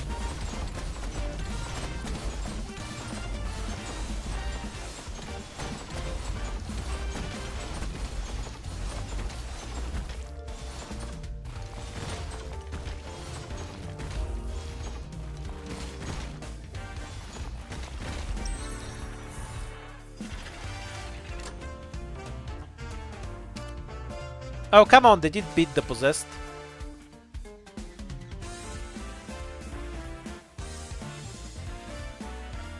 Okay. The left has no golem counter, so I'm just gonna click the right side. We're gonna skip the bow on this one. There's just no effective way to kill the golem, I think.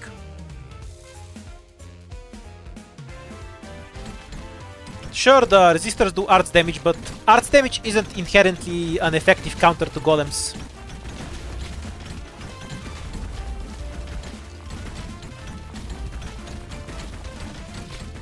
Because what they have is a massive health pool.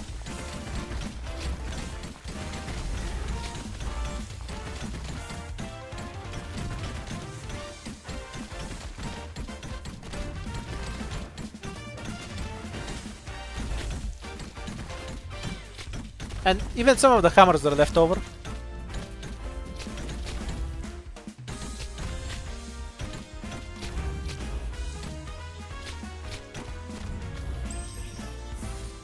I'm pretty sure the normal golems only had 100,000 health.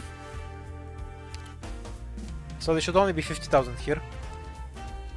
But the stats can vary by map. Okay, so Jedi, Boxers. Boxers will shit on everything here. These guys will put some resistance, but they'll take too many losses. This should be an overwhelming advantage to the right side. And they have later effective units, so unless you have a ton of slugs surviving through the boxer wave, I don't see much chance for them.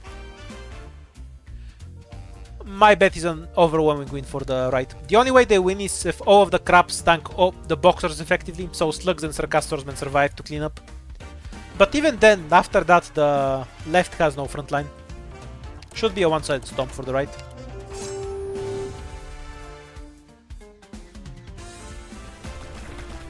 Because things that aren't the crabs will die during the boxer wave.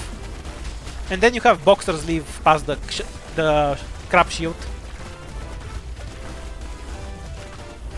Yeah, the slugs aren't actually good against shields. Like, this is a kind of counterintuitive, but units with high defense are really good against slugs. Because the slugs take forever to start doing damage to them.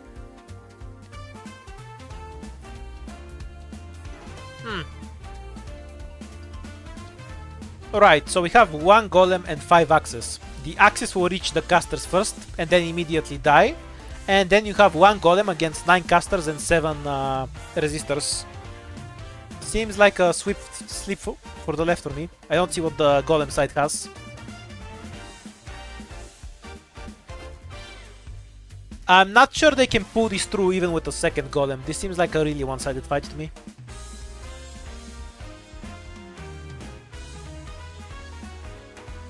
This is not tough at all, Vivodi. Like, beating 7 refractors is irrelevant because the caster won't die. Like, the refractors are right behind them. They'll tank the axes for the casters. Because the casters will stop moving and then the refractors will move forward. What you should really be asking is if 6 refractors and 9 casters can beat 1 golem. Because that's what's actually gonna happen. It's not even that close. It's 7 refractors. The axes killed absolutely nothing. Yeah, they would lose this even with the second golem. It wouldn't even be close.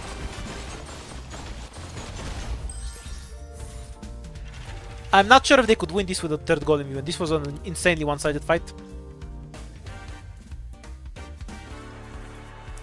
Because the axes are completely irrelevant. They just die before the golem has an opportunity to do anything.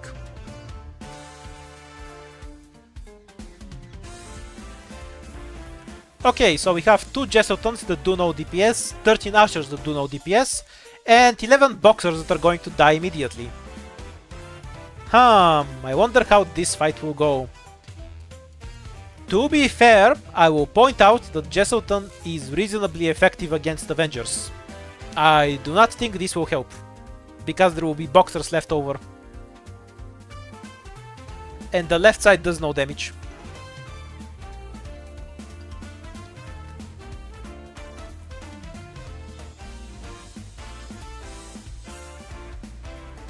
The Boxers have the advantage of having high movement speed, so they always end up in the front, and they can tank the only dangerous unit the left has. Once that's cleaned up effectively, everything collapses on the backline, which just has no DPS of its own.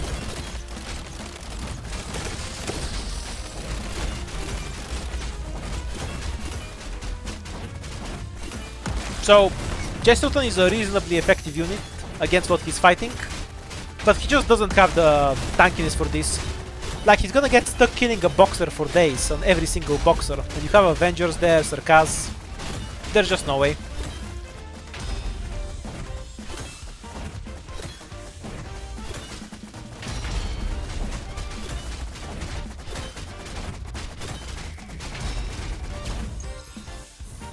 The dodge boxers are really effective when they're in their element.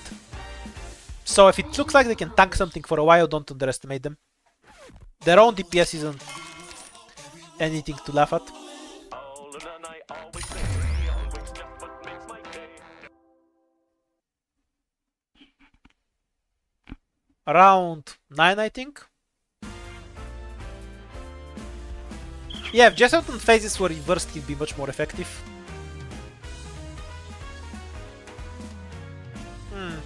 So, the slugs will do very little damage to Jess phase 1, but they will do a lot of damage to Jess phase 2. This is one of the fights where Jesselton will look more reasonable than usual. He might even have a win condition. He'll die really fast in phase 2, but so will the slugs, and they won't enter it with full health.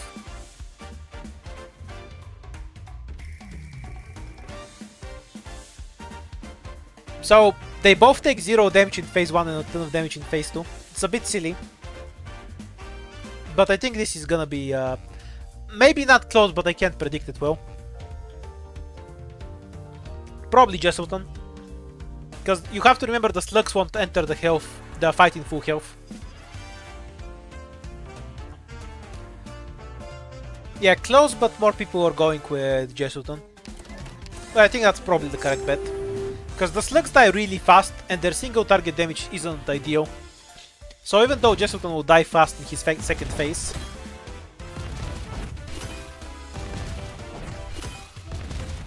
yeah, sadly we don't have a 3x speed. Even though he'll die fast in his second phase, so will the slugs.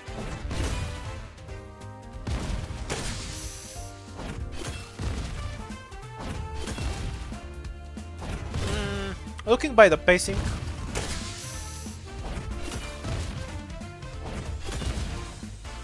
the slug will be about half health when Jesselton dies. So if he attacks the bottom slug, he loses. If he attacks the top slug, he wins. That's probably what you're gonna see. We're only gonna be here for 2 more minutes, no worries. Believe in Jesselton's DPS.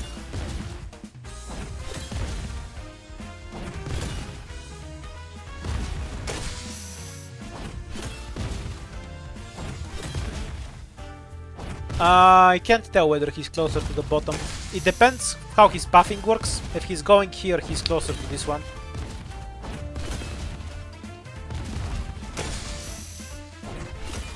Like, it's a circle, so it's hard to tell.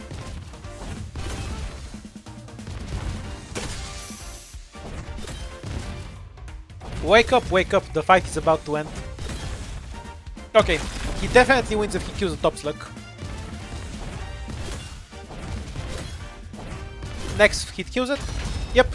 And now he clears. You can tell he probably would have died if he tried killing this slug first, but maybe I'm wrong. Let's see. Yeah, it would have been super close, because he's under 50% health. If he took much longer to kill the top slug, they'd have double the DPS for most of the fight. What the fuck? Who makes this crap?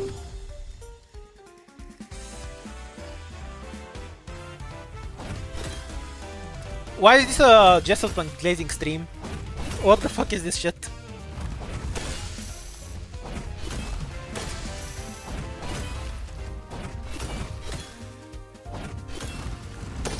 Yeah, Jesselton isn't weak, he was just smurfing this whole time. Wait, that's kind of in character for Jesselton. We should ban him for smurfing.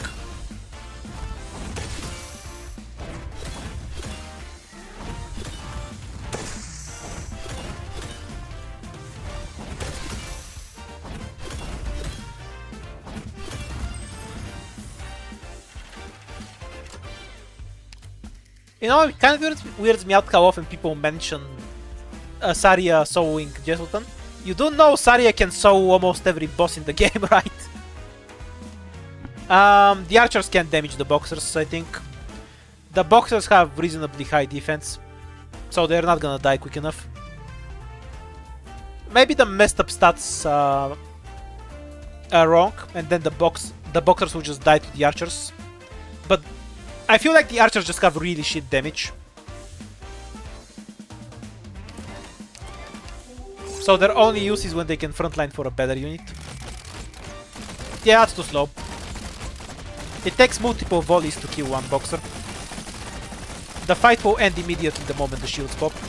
You can see the boxers are killing some of them before the shields even go down.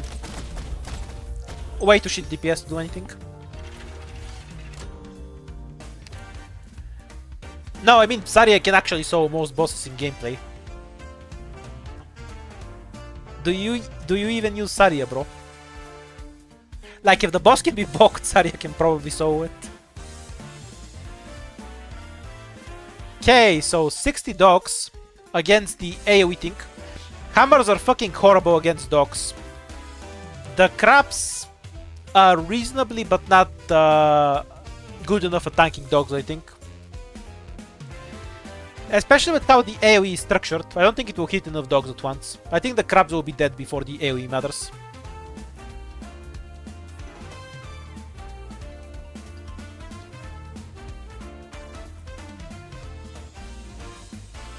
Okay, so the question is whether these guys get off their AoE. If they can kill 30 dogs with their AoE, they win.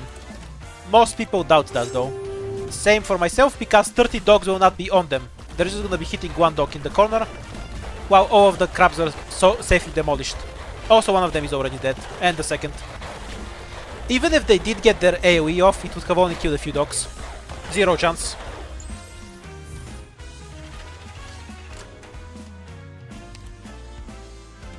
Totally expected, because the hammers have zero dogs, so they zero death, so they themselves are fucking horrible against defense. Huh. Okay, I think I know the answer on this one. What do you guys think? So boxers will definitely beat either the casters or these guys alone. But once their health is low, we end up with the artillery tanking and then the casters one-shotting, I suspect. The long range of the artillery is a really big advantage here, because the casters will end up with one-shots. That's my prediction.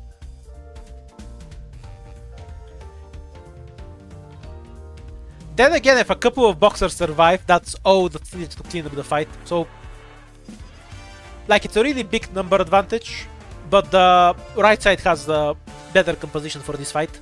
It's gonna be a close fight. I think right, personally.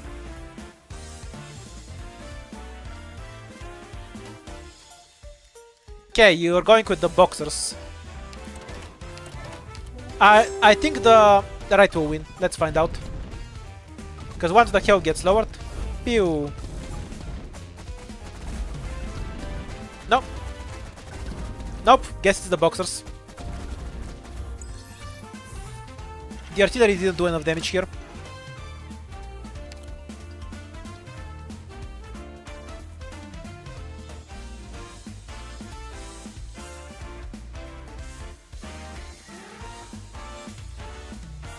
Yeah, okay, 39 dogs against 11 casters that suck at killing dogs.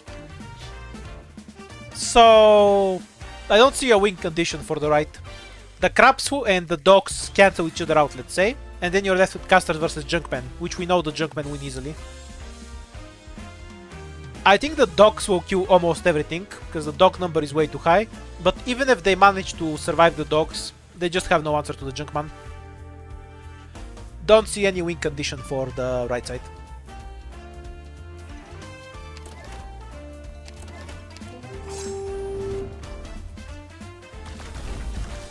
Now, sure, the crabs are reasonably good at tanking dogs, but there's just enough left. And then the Junkman kill everything. I don't think the few crab mixed in will make that much of a difference.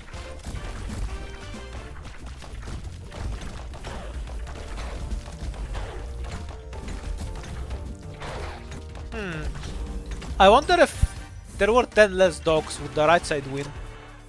I'm not sure they'd still be able to handle the Junkman.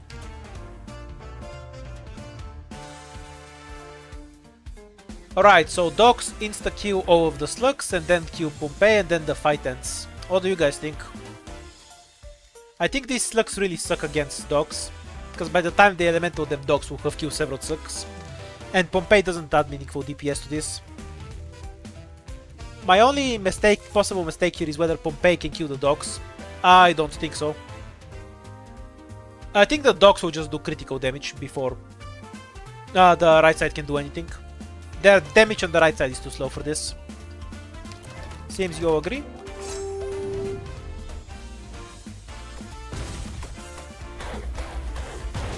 Okay, so most of the slugs are dead before the full dog wave gets here, and then we just have Pompei getting eviscerated. No archer managed to activate. So yeah, the archers were completely irrelevant to this fight.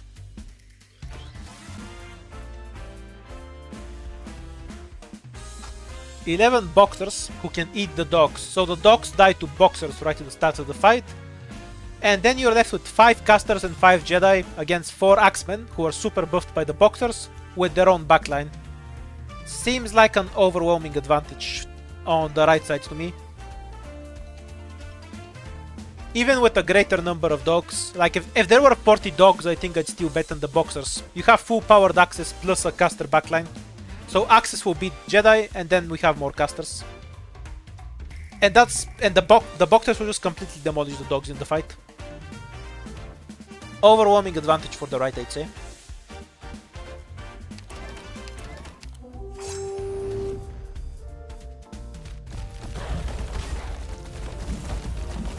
I don't think the casters will matter that much, because the boxers just survive the fight with the dogs. So the axes have a buffer. And then it's a complete stomp. Yeah, like this. The axes were the key member of that fight. And sure, the axes are squishy, but the casters don't have infinite damage. Absolute boxer carry there. They demolished the dogs, and that gave them an overwhelming advantage for the rest of the fight.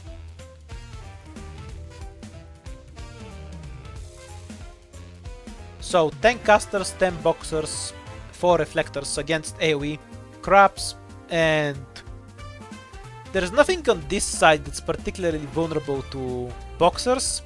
The casters have an effective frontline, and then you're left with reflectors and casters, which both suck against Avengers.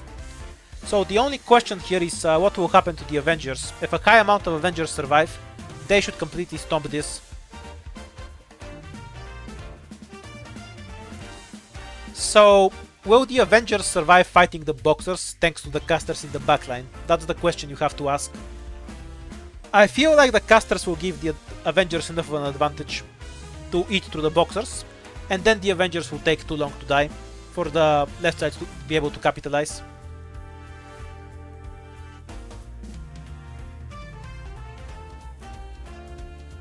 Most people were going with right as well, 62 to 38.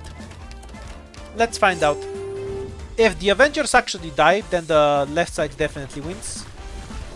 But I think the casters are effective enough against them. Yeah, next hit will kill all of them. We have several Avengers left. Will the casters perma-freeze be enough?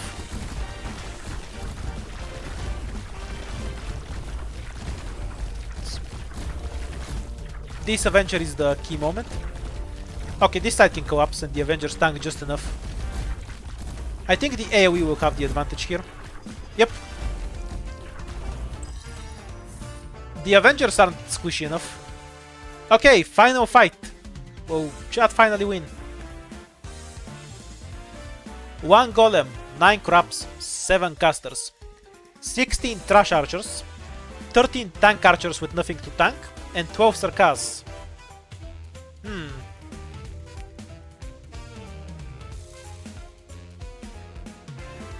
Right, so the casters will end up with a somewhat effective frontline. Like, some of the casters will survive behind the Golem, so the Golem will have a much higher DPS than you expect later into the fight, because he will have some backline that he manages to protect. This side will not have effective DPS early on in the fight. Once the archers are activated, they can bring the damage. The only question is if it will be there in time.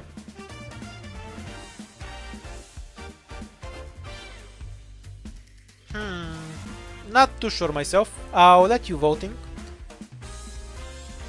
Let's look at where we have a bunch of Sarkas here. We're gonna start collapsing through the top line.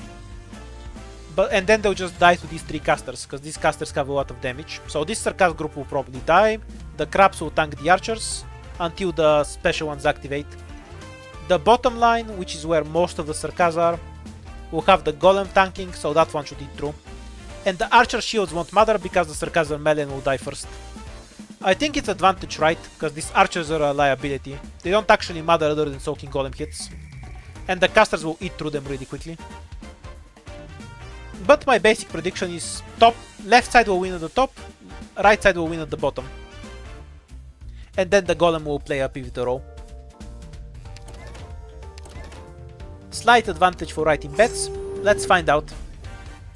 So the crabs start tanking for the... Oops, let's go at 1 XP because it's the final fight. If the casters die, the Golem is fucked though. So that's what we want to look out for. Will casters survive? The Golem is making its way through. The crabs are tanking for the casters as much as they can. Part of the backline is surviving too long. And the casters died because they had shorter range than the crabs. I think this is going left side really heavily. Because the archers do arts when there's a ton of them, so they'll eventually eat through the Golem.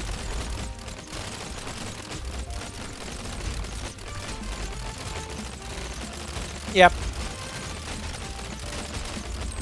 Too many casters died too early. If it was 2 Golems, so they can fight on both sides, it might have been closer.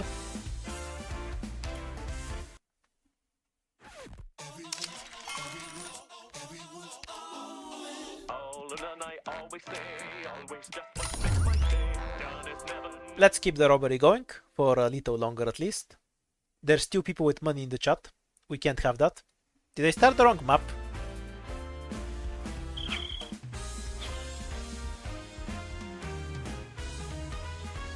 Yeah, I started the wrong map, right?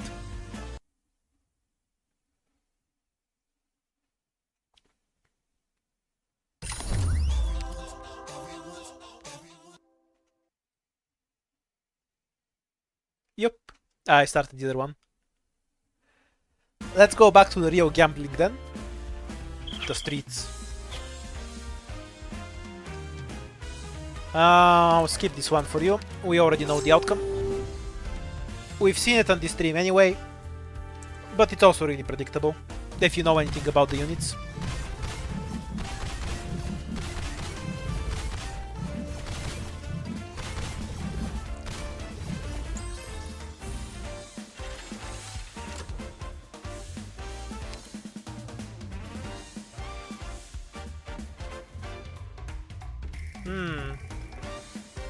I cannot imagine the Avengers losing this. These guys are weak to physical, these guys do physical, Avengers have Twimpy. I'll let you bet when we get the real fight. I'm just too lazy to make the poll for this.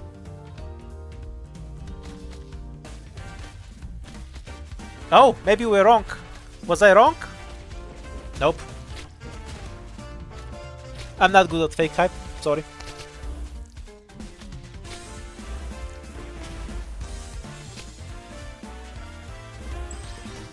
Did an Avenger even die?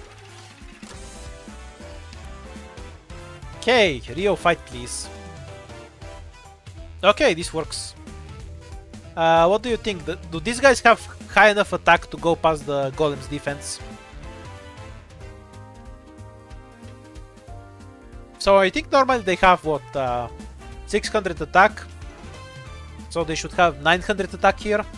To the Golem's 600 defense. So they do 300 damage per hit. 14 of them hit at once. That's 3000 damage. Yeah, it's gonna take too long. Should be advantage Golem, I reckon. A good point is whether the Sarkas can one-shot whether the Golem can one-shot the Sarkas. I believe the Golem will take 2 hits to kill a Sarkas. They have pretty high health. So the right has a decent shot because of it. And they attack really fast. Yeah, the right might win.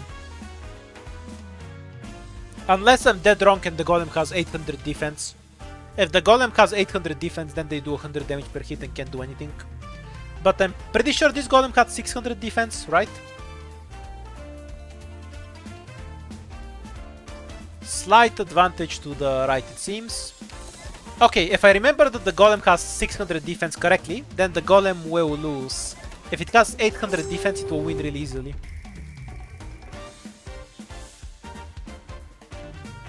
Whether it says B, what letter it says, it doesn't matter. It matters what the actual defense is. Okay, he one-shots the Circus. There's 0 chance then. Oh, but it has 600 defense, so he's getting bodied. Half health with less than half of them gone. Yep. He takes too much damage. Golem has 700. Really? Do I misremember how much attack a Circus Swordsman has then? Because at 900 they shouldn't have killed that close. That was neither close nor RNG.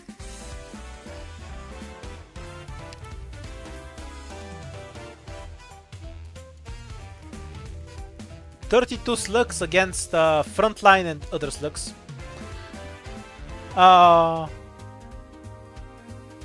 Yeah, I'm not sure. The Avengers will die really fast and then the slugs will die probably. If the Avengers each kill 2 slugs before they die, because you know they need to get into melee, that will still give time for the other slugs to hit. But these slugs are tankier and won't die to these ones effectively. I think the left has a decent advantage.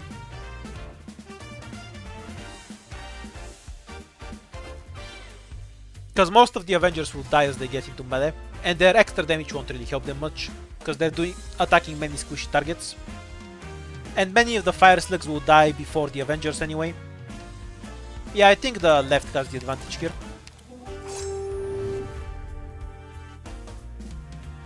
I have no idea whether you can post animations. That's up to YouTube. Give it a try and find out, I guess.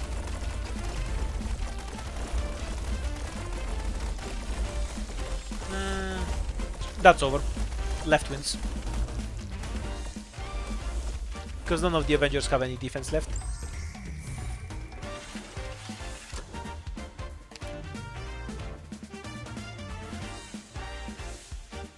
Ew. So, fast attack speed casters against these assholes. Will they kill the reflectors first with their high damage, or will they die themselves? The trick here is that the casters have res and fairly high health themselves. So for an arts unit, they're relatively suited to fighting this thing.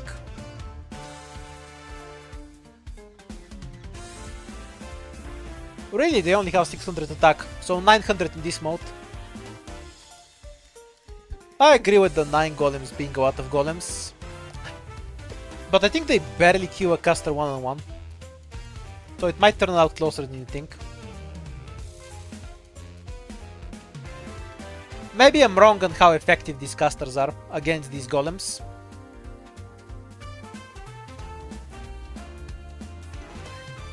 People are leaning towards the left. I'm not sure myself. I've never seen the fight between these two units. I think the caster is an effective arts character. We'll see on the first damage. The moment they hit. Okay, they do more damage to the golem than they take themselves, so they should win.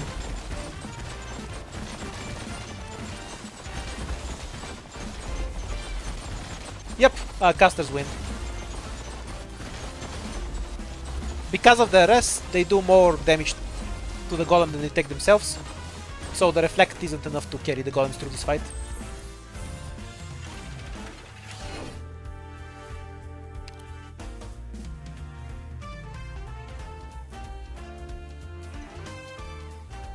Alright, 8 Avengers, 8 Axes. So, how are the Axes supposed to be killed by the right side exactly? If the Axes die first, the Avengers can clean up anyway. No, the Avengers will die to the Boxers. So the Avengers aren't an effective unit here no matter what. Okay, so all of the Avengers charge, then they kill most of these, and then Junkmen clean up whatever's left. I think if one Axeman survives, is full buffed with near full HP, with near full HP, they can win. But otherwise the right should take it. It's not dodge RNG, what are you talking about? How is it dodge RNG if the Boxers have 100% dodge? Like, they just dodge every attack for a few seconds. It's not RNG. It's just dodge. Junkman can deal with Axemen. Like, they can do damage to them. And the boxers can tank them. I think the Avengers die too fast. We'll see then. Like, you basically have tanks on the right versus DPS on the left. Well, let's see how it plays out. Oh, the Axes are faster than the Avengers. Okay, left wins then. Left wins because the Axes are faster than the Avengers, probably. Oh. So all of the boxers will die without actually killing the Avengers. And then it's a cleanup. If all of the Avengers died faster, then they would have been boxers preserved to tank the Axes. But without that, it's an easy sweep for the Axes. And Avengers got left over. Because the boxers will kill the Avengers really fast, but they suck at killing the Axes. It was the movement speed that decided at the end. These things have rest, these things do arts damage. You wanna toss a coin how this is gonna go? Maybe I'm wrong. But the casters have shorter range than Pompei, so the casters die first and then you just Pompei against 20 enemies. I don't see the left having anything.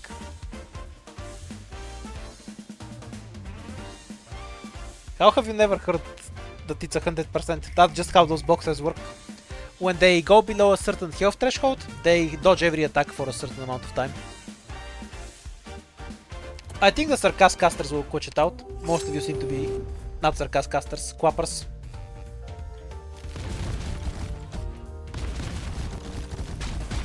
Yep, one Sarkaz died before the line was closed and then every caster went down. Overwhelming advantage that Pompei can deal with.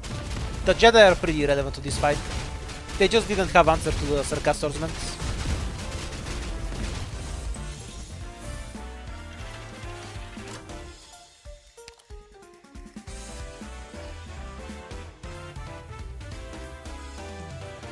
Okay, so this side has no front line. Their DPS is gonna be too slow, I think. Unless the slugs kill everything, which I don't think they do, I think they just die. But maybe they kill the Sarkaz swordsmen as they're coming in, and then they're unable to kill the slugs. I think since the slugs are at the front, they'll just die too early, and then they'll get wiped. The Jedi actually suck against the archers though. So we know the Jedis are gonna suck ass against the archers, and then they have casters as support. So the Sarkaz swordsmen are really good here, but the Jedi are really bad. Light, the Starcraft player. You know what I mean.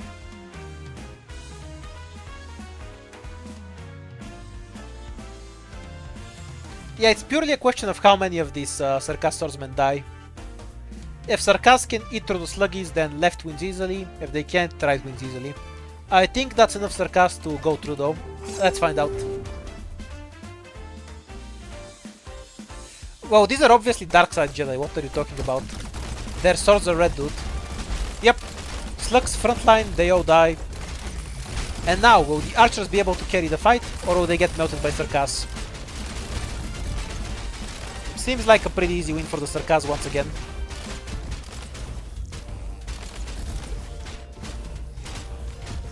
It just wasn't enough slugs to deal with the Sarkaz, and after that the rest had no answer.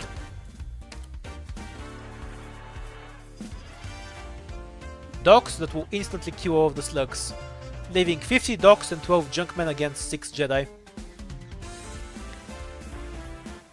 I assume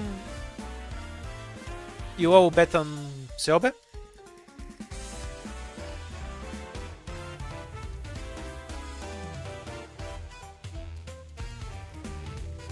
Yeah, I don't really see an answer for the Jedi here. Especially because the slugs are in the front. If the Jedi could at least frontline, they are reasonably effective at tanking dogs, then they'd have a shot. But I think most slugs will die right at the start of the fight, and then there's just not enough DPS to close this out. And Jedi suck at killing Junkmen. I just don't see a win condition for the left here.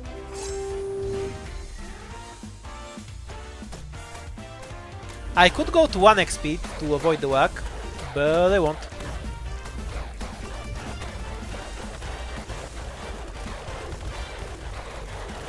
The dog takes so long to die that the Junkmen start killing the Jedi. Once the middle Jedi die, the dog eat the final slugs. Yeah, the slugs just really suck against dogs.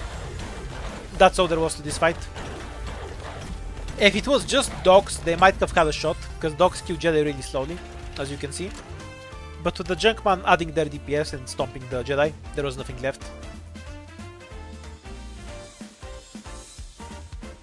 Huh, I think we've seen this before, no?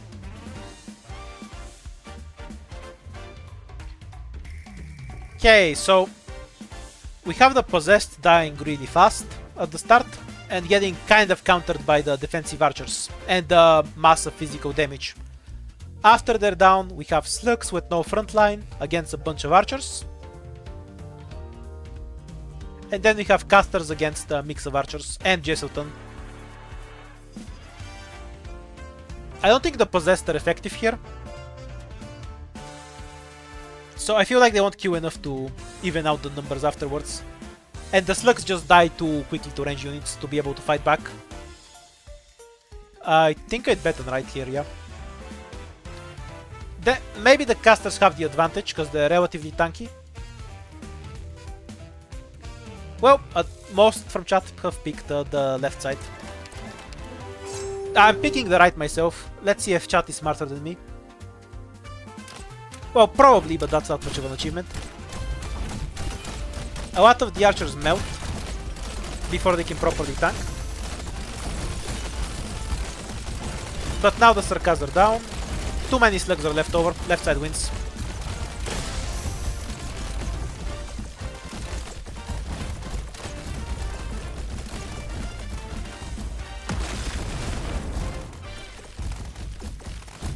GG.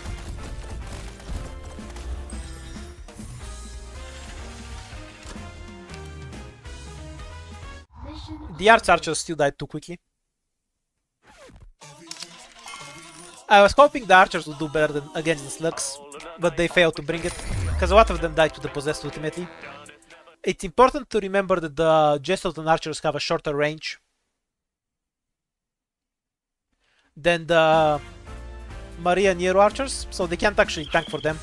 Polish archers are just better at shooting stuff, I guess. Do you still call it an archer even if they have a crossbow? The answer is no. But I'm too lazy to call them something else. If it shoots at range and it's not art, it's an archer. Probably the boxers. They have some defense. So the question you want to ask here is whether 3 boxers can kill a dog.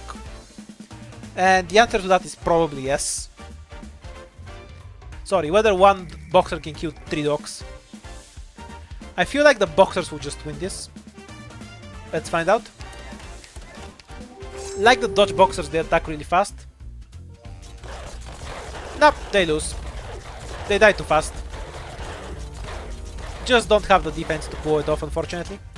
On normal gameplay, the boxers would probably win. But with the extra stat, it's not enough. No, a different crocodile enemy gets defense while blocking. These guys reduce defense instead. Right, skipping this one.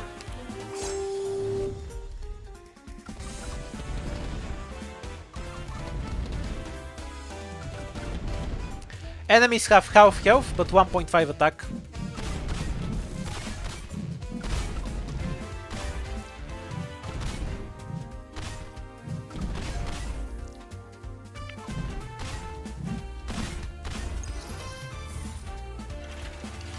Yeah, but the croc boxers also have more defense. They're not a generic enough enemy.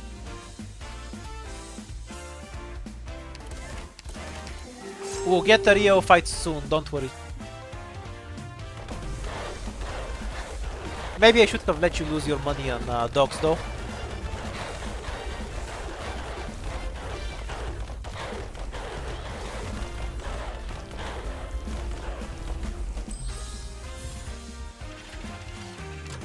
Yeah, defense remains the same.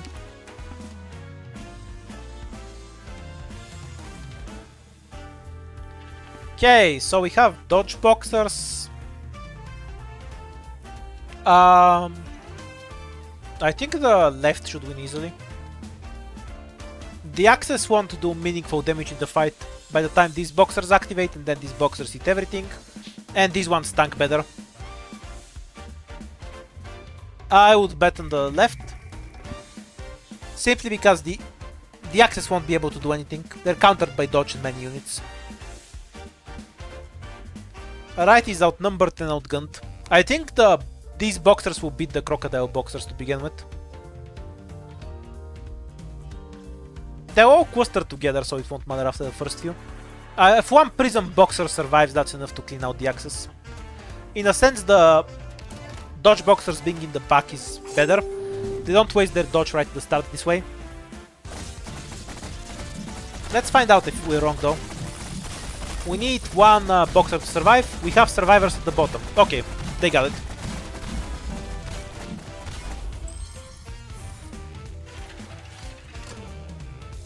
Because the Jesselton boxers can kill Axes just fine. For Pompei? For Pompei?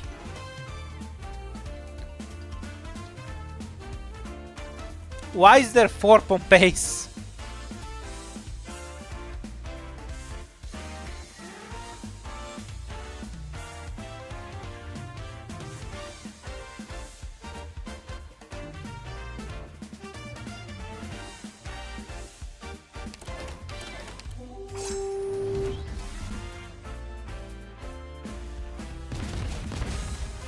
First hit success, and then the second hit starts wrecking stuff.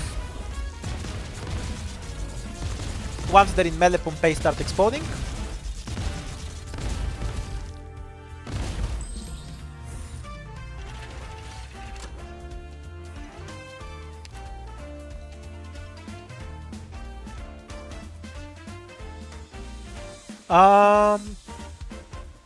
So the question here is whether the Axes get to kill anything. You need the archers to die before the Axes, otherwise Jesselton can kill the Axes. This one's kind of interesting. I think Jesselton wins this. Because the Colossus will not kill anything, then the Axes will tank Jesselton, and then Jesselton kills the Axes while the archers don't do anything. I feel like the left has the advantage. The Axes can't get buffed properly. That's my prediction. I feel like the Axes will... all the Collapsos will die and then 2 Jesseltons just kill the Axes. Also, the Axes will take a ton of damage before they trigger phase 2.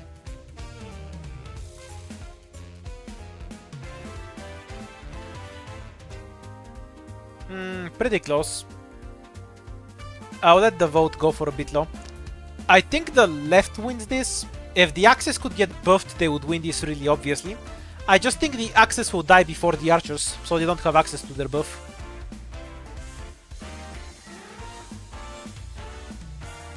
Slight edge to the right.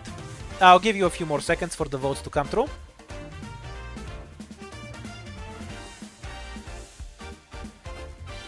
I don't know, I feel like Jesselton's side can win this.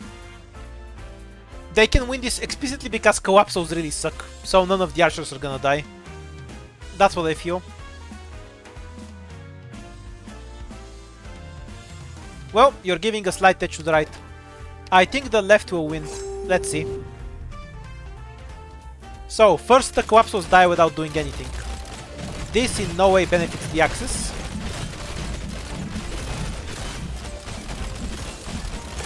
Then the Axemen lose a bunch of health from the art damage in phase 1.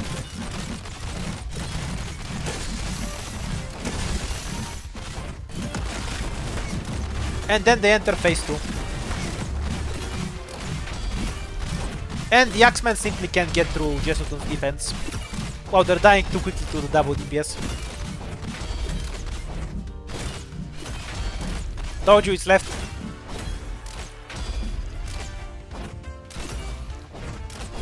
You just have to imagine what would happen without the Collapsos there. They were a scam.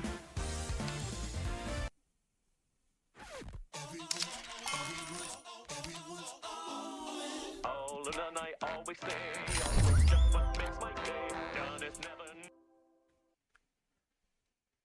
Jesselton has many weaknesses, but they were not relevant in this fight. He got the advantage in both first phase and two phase. He was just really well suited to this fight. Because in first phase he does 3 damage, and then in the second phase he cleans up. Do 4 swordsmen beat a Pompei? Probably yes. Are you all gonna bet on Pompei anyway? Probably yes.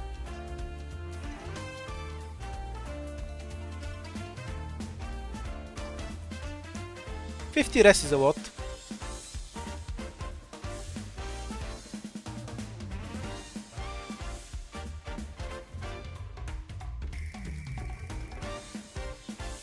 Possibly 8 is too little.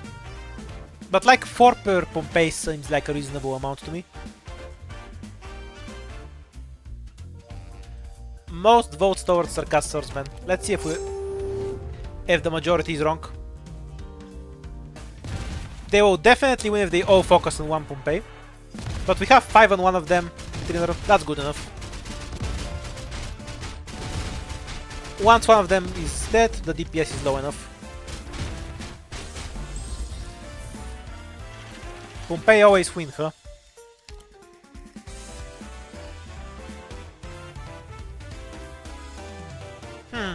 Okay, that's interesting.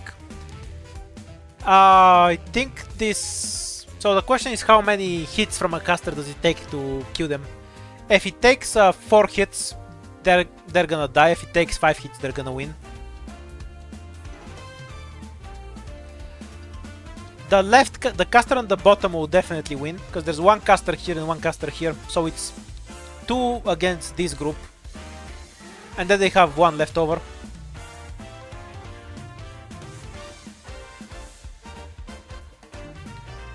I think the left ones win, because they survive the 2 hit.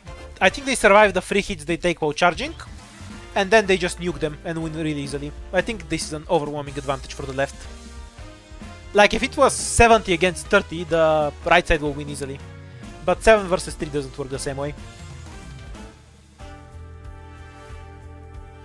I don't think the position will matter. They just won't do enough DPS to kill them in time. Yeah, everyone here has decent res. Most people are going with the left. Let's see what happens. So, the caster at the bottom definitely wins the 1v1. There's no question about that. Yeah, they'll survive long enough. 0 chance. 0 caster deaths on the left. The AOE isn't too helpful if they can't actually kill the casters. Single target wins out here, really hard.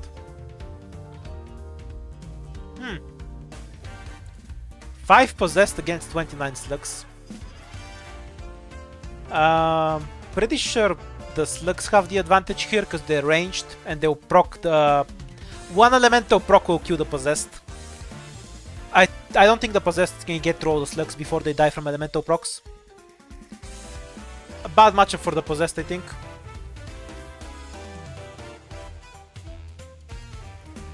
A lot of votes coming in for the left. I guess you've seen this fight a fair amount of times already, even if it wasn't just slug plus possessed. But yeah, they just die before they get into melee.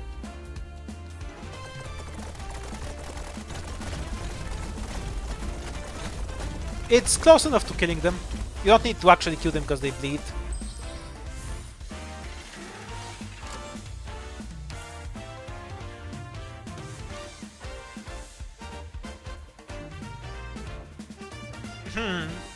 So the boxers are effective against shields, but don't deal that well with dogs. From what we've seen before, most of the boxers will just die to the dogs. However, shield can also beat a boxer in a 1v1. I don't see a win condition on the left. Because a shield can beat a boxer 1v1, and most of the boxers will die to dogs. If you have like 12 boxers alive at the end, that can probably beat the shields, but I don't think we'll have that many boxers left over. Let's find out.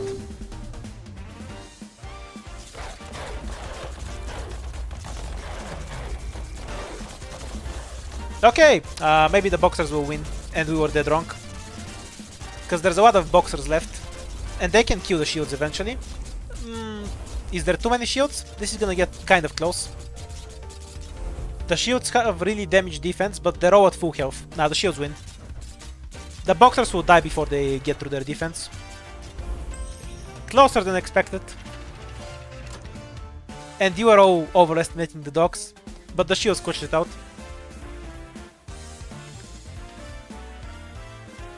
Right. This one is really one-sided. The possessed will kill many Junkmen, and then the boxers can 1v1 Junkmen. There's no possible win condition on the right side. They have no ability to fight either the possessed or the boxers. They just get countered twice.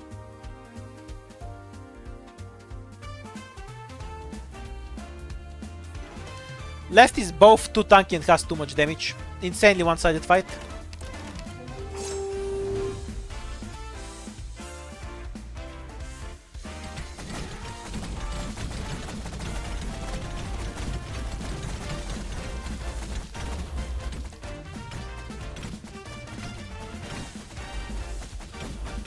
Oh, the boxer died at the end.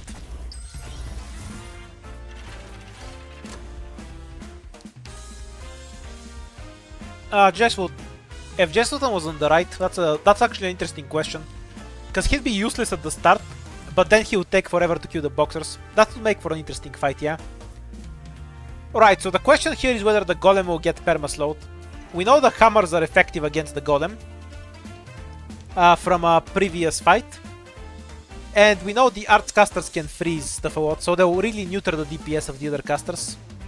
The hammers are also relatively tanky. I think the left has a pretty solid advantage. What do you think?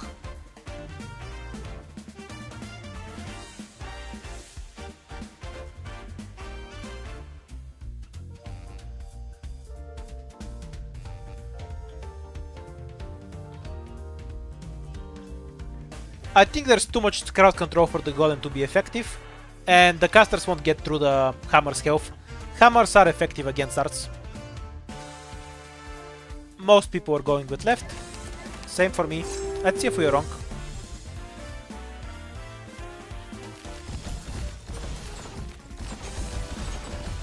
Yeah, you can see how tanky they are against archers. Like against the hammers. The hammers just render the machine gun casters really ineffective, and then the Golem gets stun-walked forever. Ended up being a really one-sided fight. The big weakness the Golem has is that it arrives to the fight really late, so the fight might be decided by then.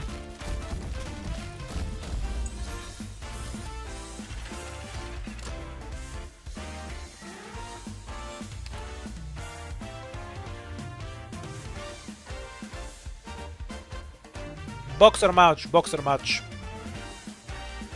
I think these boxers suck against reflectors. These boxers can straight up kill Jesselton, but I don't think they're ideal against reflectors too. They don't have any res. Seems like a strong advantage to the... How much do you hate Jesselton actually? Yeah, I think the reflect quenches it out pretty easily.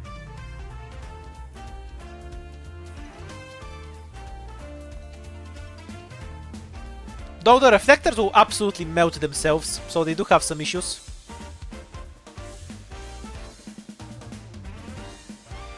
The Jesselton face change won't wake up the boxers, no. They will all wake up from punching Jesselton in the face though.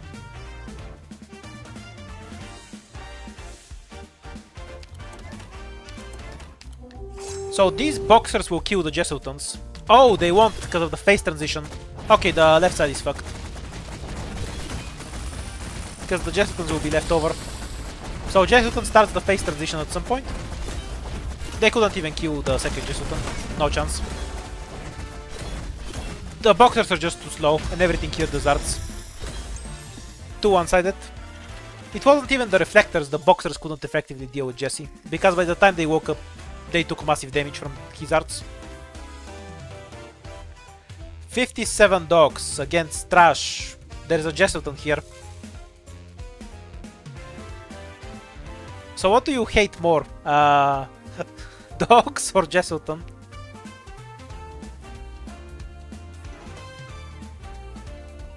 Yeah, I don't think the 8 crabs are gonna make a difference against the 57 dogs.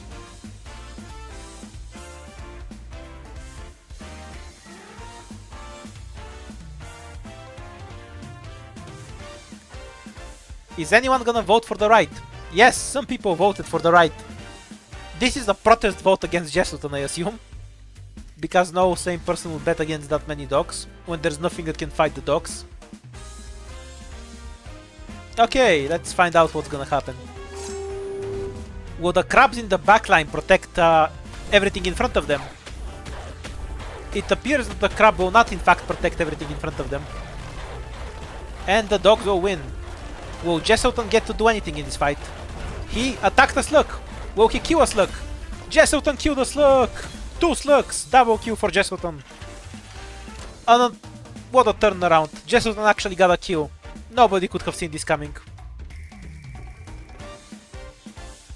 Okay, one Jesselton once more.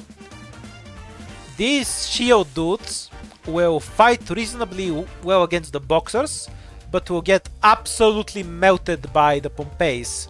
So I believe what you see is some amount of boxers and 2 Pompeis that are completely untouched left against 1 Jesselton. I do not see the win condition for the left.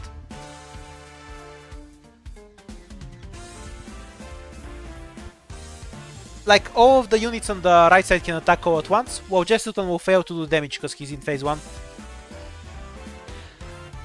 Jesselton is a weird unit because he's basically a tank, but he's also a ranged unit, so he's only good in really slow fights. Most people are betting on the right.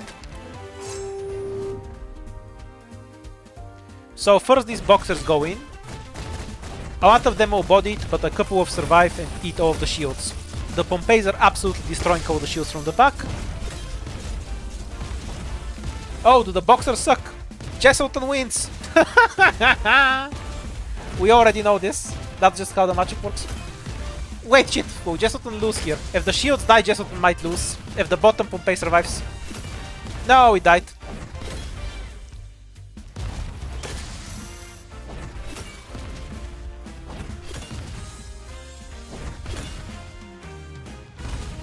The boxers really suck, I guess.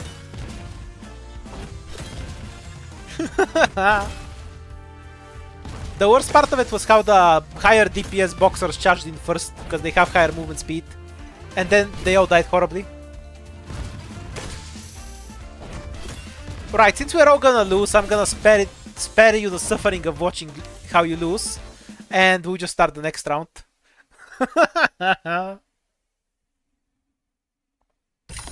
Okay, I have time for 2 more rounds.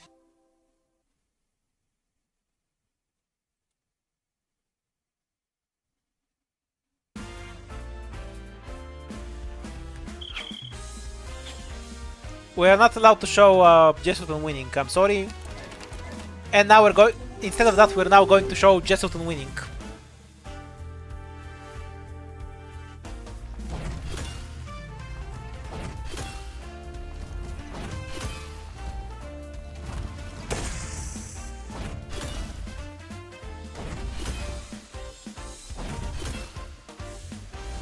Will his DPS be shit enough to make this fight look close? Sadly not. They can't do anything against his phase 2 either.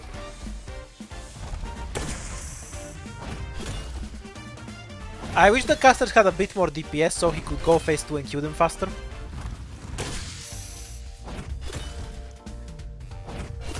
Yeah, I think Jess has something like 5 wins in a row right now.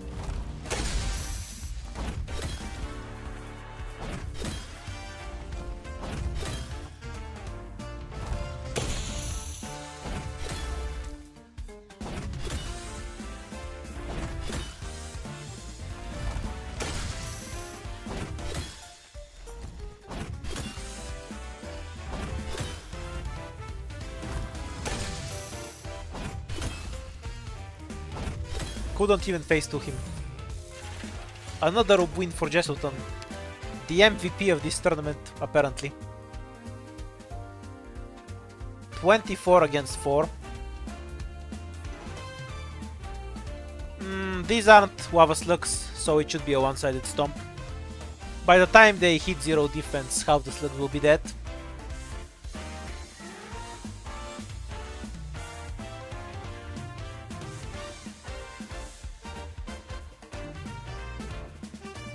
Yep, most people agree with that, but I'll let you cast the vote anyway. I'm surprised how many people voted for the slugs. I don't think they win that easily, because they'll die really fast themselves.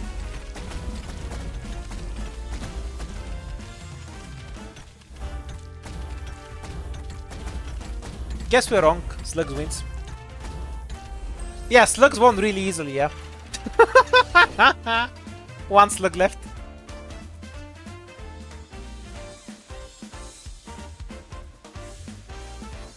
Pompei against 3 Jedi. Sorry, 3 Pompeis against 6 Jedi. I think 2 Jedis beat the Pompei, but Pompei get a slight advantage from being in a fight with more than one of them, because Pompei attacks 4 targets at once. So Pompeis get a bit of extra DPS. Not sure. I think Pompei has a decent shot. Then again, he kills the Jedis really slowly. It's a really slow fight though, so he gets value out of his bonus damage under 50%. I'd agree with the Pompei, but maybe I'm underestimating the Jedi. Like their DPS is pretty high, even if it's arts. And Pompei doesn't have that much health.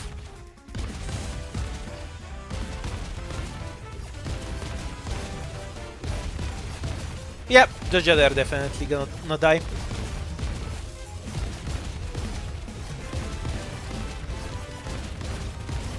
I think 2 Jedi against 1 Pompei would be a much closer fight. 0 Pompei deaths.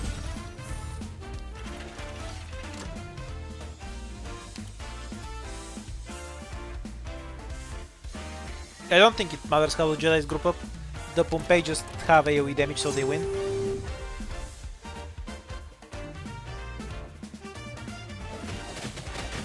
Will they kill a Jedi? Pardon, Avenger. And 1 Avenger goes down. And that's it.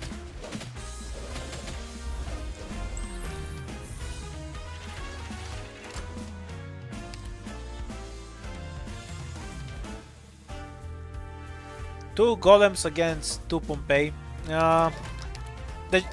The Pompei just have no win condition. I would let you bet, but this is pointless.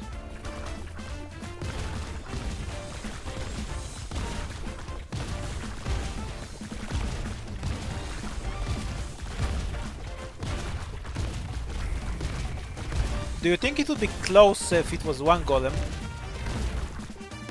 It would take twice as long to kill the crabs. So at the point they start hitting the crabs, they would have about, what, 60% of their health left. Yeah, I feel like they might still win that anyway.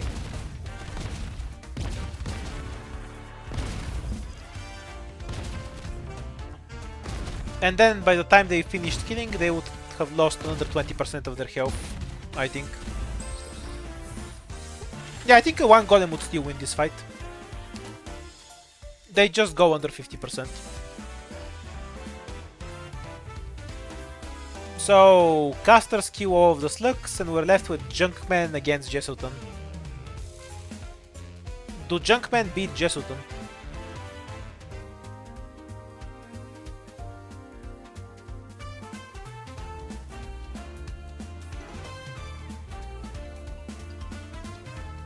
Yep, most people are voting on the MVP Jesselton. He seems the favorite to win once again. Mostly because the slugs will spontaneously combust from Jesselton's pure aura. The Jesselton harem is too strong. Wait, the casters are just killing everything. Why is Jesselton even here? Nothing even died.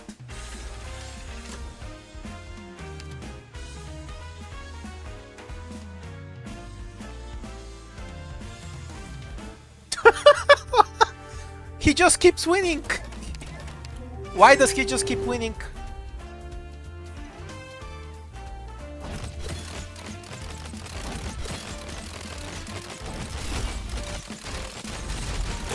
Jesselton is just allied with all the strong units now. I think he's up to 8 fights in a row. Wait, Jesselton has a longer win streak than chat right now. It's 8 in a row with this one, I believe.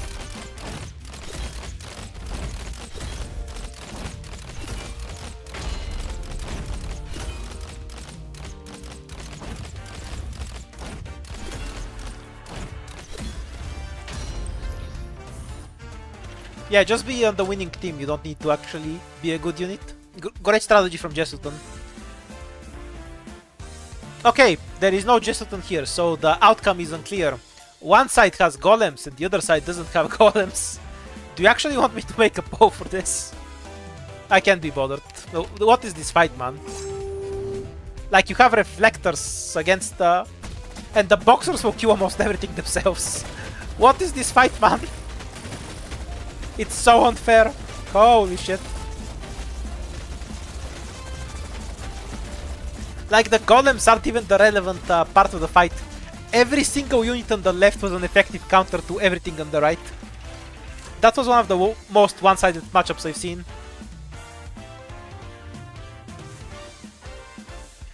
Okay, a mix of slugs against what are these fights? Okay, I'll make a poll because I haven't made a poll in a while. But what the fuck is this fight, seriously? If this was 5 possessed, I'd still consider the left winning. How the fuck are they supposed to do anything against that many slugs and boxers?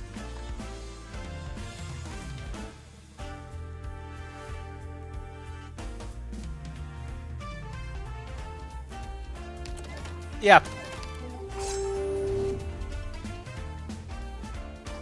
Never mind the elemental damage, the boxers can't die.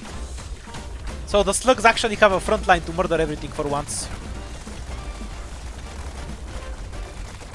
Why the hell did the boxer on the bottom die?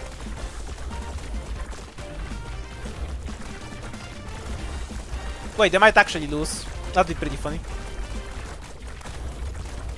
They're fine, they're fine. Or not. Come on, proc your stupid elemental damage.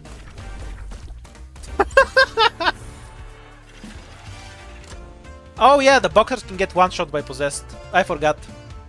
That was actually closer because I forgot about that. Boxers can't actually tank possessed well. So that was a much closer fight in practice. Jesselton still isn't here. You can notice the possessed spawn in really late, so you won't take a bunch of damage from the dogs.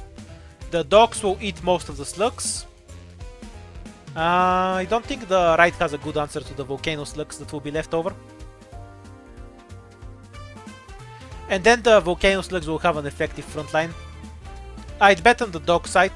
I think the dogs will get slaughtered, but then there will be not enough left on the right to put up any fight against the second wave. The fire slugs don't have a front line, they are the front line. Sorry, the fire slugs haven't even spawned yet. For some reason I thought these were the fire slugs, I'm stupid. You're correct.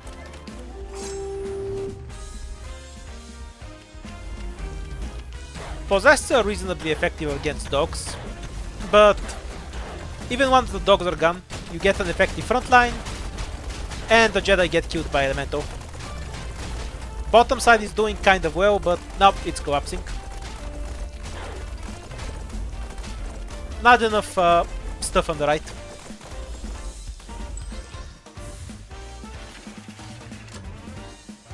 Okay, so Jesselton has an 8 win streak going. Let's see if we can take Jesselton to a 10 win streak. All in the night, always stay, always just what makes my day. Done is never.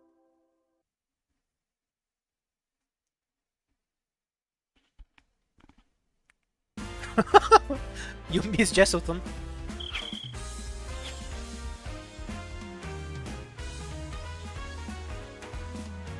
Right, so do we want armor piercing or fire slugs? The outcome of this fight should be well known by now, but the right slugs have a higher stat line, which should give them an overwhelming advantage. Elemental isn't relevant in this fight, because they'll just die before it gets procced anyway. For that reason, left should have a strong advantage. Actually start leaving the pose open until the fight is almost over.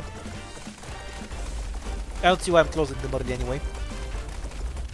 And the stat advantage wipes them out.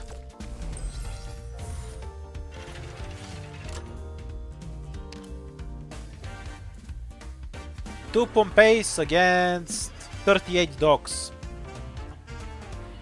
Dogs have res, believe it or not.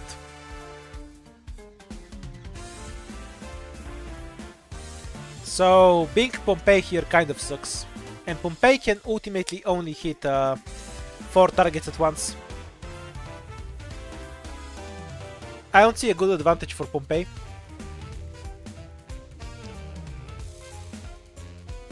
He can AoE a bunch of dogs with his melee attack, but that won't kill them, and they won't be getting hit by anything else for a while.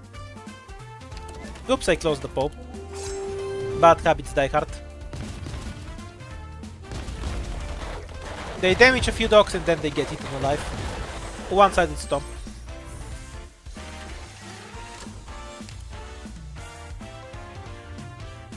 Boxers against slugs. Do we have anything else?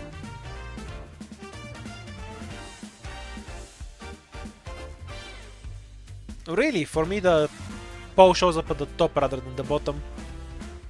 That's interesting.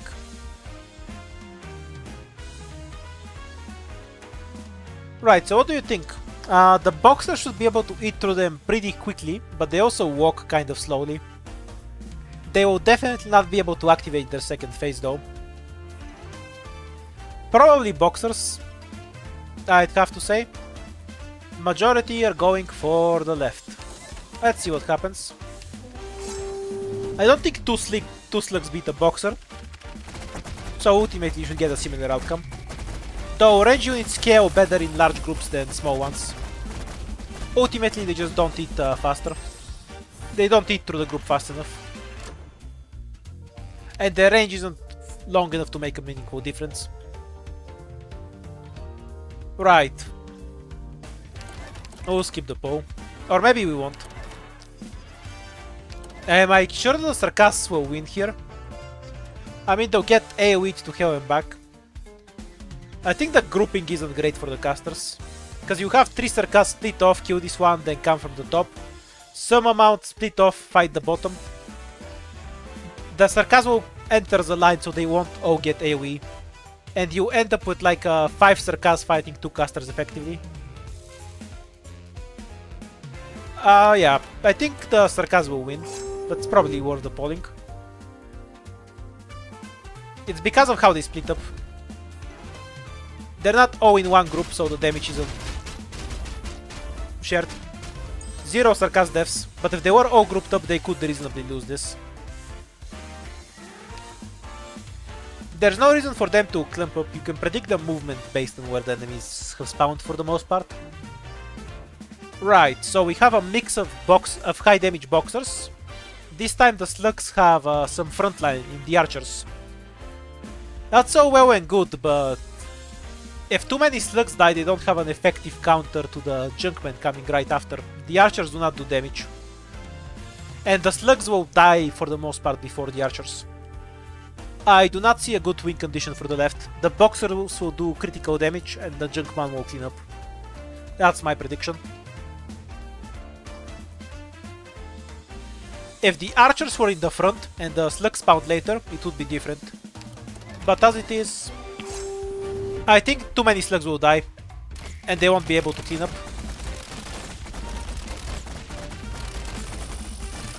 Yeah, there's only a few slugs left. And there's just no damage to clean up anything.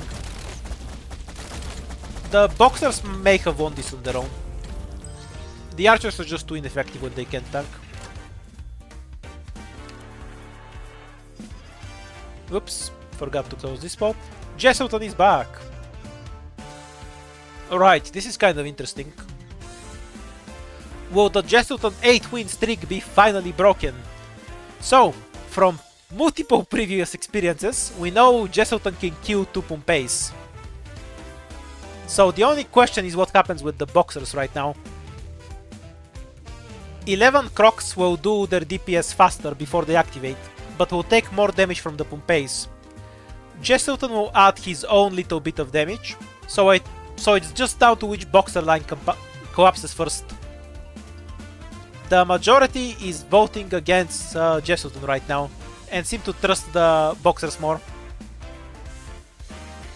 I'm not sure the prison boxers will do that great against these ones. They will definitely kill them. We'll find out, I guess. But we won't have a red Pompei now. Yeah, I'll bet on the left as chat wants, but I feel like this is a really close fight.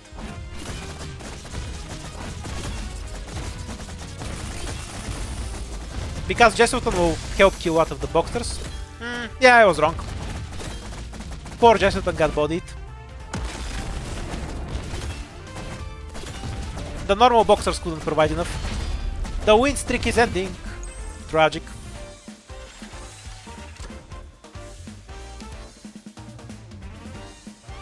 If the boxers were swapped, Jesselton would win. It was the front line that wouldn't hold up. And it wasn't even his fault this time. Alright, so 14 boxers against crabs. Artillery has an effective front line. The question is whether the artillery will do enough damage, because the artillery is the only thing that will be doing damage throughout this fight.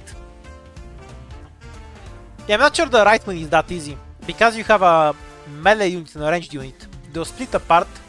The archers will do absolutely zero damage, and I'm not sure the mortars will provide enough DPS to actually wipe out the front line. Most want to go for the right side, because the archers are effective tanks. We'll find out quickly enough. Most people bet on the right. I'm not sure they have... Okay, they'll do fine. The crocodiles seem to wimpy, and most of them are getting wiped out.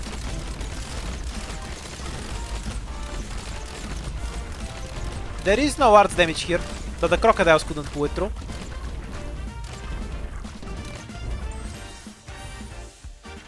Yeah, 4 artillery is quite a bit. That was pretty close. If the crocodiles had slightly more defense, they'd hold on pretty easily. Okay, Jesselton is back. He wants his win streak back. Can he actually win this one though? The problem is that the Axeman will frontline, so for the most part, they will get bodied before Jesselton gets in the melee. And then you have 2 Jesseltons left against 7 casters. Do you think 2 Jesseltons will beat 7 casters? I'm not sure, honestly. Don't get me wrong, the Collapsos really suck, but these casters are really strong and the Axemen will all die early. I would probably bet on the 7 casters. Well, most of the votes are going for Jesselton. Let's see how it will go. Will you finally win? So, the Axemen get completely evaporated. And then you have 7 casters completely untouched, fighting 2 Jesseltons. If they reach phase 2 with any numbers left, they just win.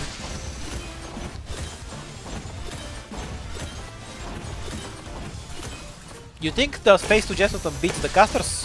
Let's find out. I really don't feel like they do though.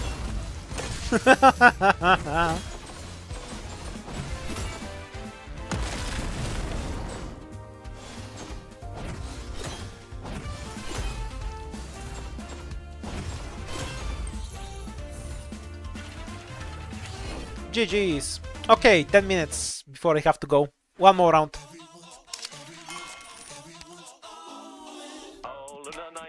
Yep, he loses all of his rest in phase 2. That's the Jesselton way. Jesselton had an 8 win streak slightly earlier. That was only broken in this run. He now has 2 losses in a row. I'm not sure actually. What do you guys think? I know the Junkmen are supposed to be strong against casters, but the casters will focus down Junkmen because they'll all attack at the same target since they're close together. If they kill a bunch of Junkman quickly, they might make it through. Probably Junkman, but from the arts units, the caster is the best one equipped to fight Junkman. One caster will die for free, and then you have 4 casters against... No, wait, no, he won't. He'll just attack something useless. Okay, so it's pretty much 50-50. I'll wait for a few more votes to come in before we can get a clear reading on what the polls are predicting. I also think this is a close fight, and I'll probably bet on the Junkman myself. But I can see the argument for casters winning. Because if they kill 2 Junkman really fast... No, I think they still die afterwards. I don't see it.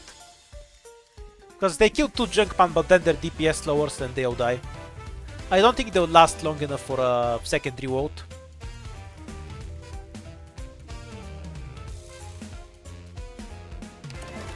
Alright, I'll bet against chat for once.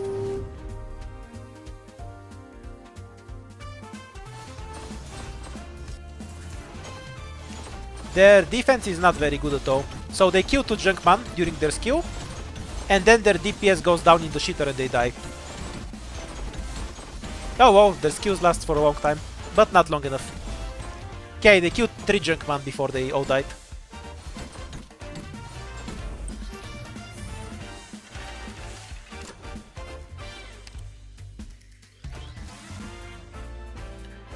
That's why I bet against chat for once. We'll count it as a win for 47% of you. Okay, so we have 5 Jedi against 12 Sarkas. Sarkas have res. Jedi have some physical defense, but not enough. I think since the Sarkas effectively have double health, they have a pretty overwhelming advantage. Chat seems to agree for the most part. Let's find out.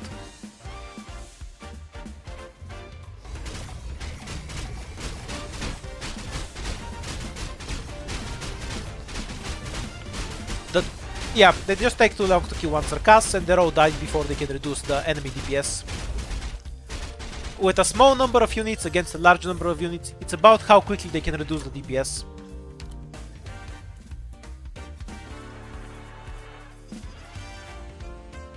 To win for Avengers. I'm gonna skip the poll.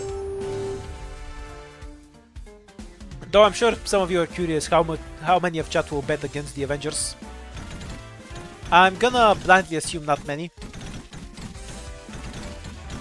Chat is getting a free win as compensation for the first fight being so hard to predict, I guess. I mean, come on, do you really wanna vote on this?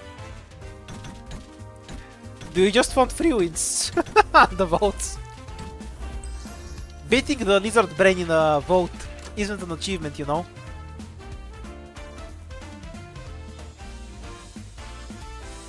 What the fuck? Fine, I'll let you vote on this. It's not a fair fight, but I'll let you vote on it. So, Collapsos are shit and going to die while fighting a Golem and do 0 damage to it. So then the question is, can 3 Hammer guys beat 1 Golem and 2 Pompei? I'm gonna go with no.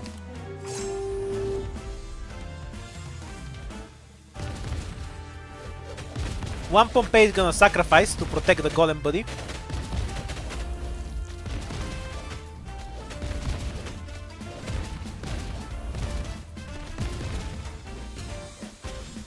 Okay, there's no stun coming, so one of the hammers dies.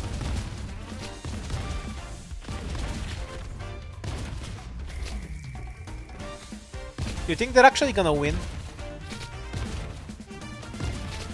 In an extremely clutch fight? There's only one hammer left though, so there's nothing that really does damage to the Golem. Nah, no way. GG. If the Sarkas could tank for the Golems, for the hammers, they'd had a small chance. But because they change targets when they die, the hammers just die too easily, and they can't stun walk after that.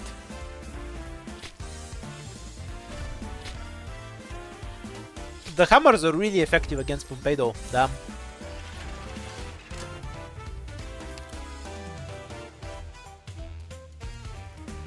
Yep, chat hasn't won once. Ew, this is interesting. 11 boxers against... sorry, 19 boxers against 11 Avengers. So Avengers do reasonable damage before they go below 50% health. The boxers do physical, not arts, so once they proc, they will kill them really quickly. And the Avengers will barely have time to do a couple of attacks with under 50% health. However, I think since the Avengers do reasonable damage before that, they will put a lot of Avengers under 50% health, and then get kind of bodied by them.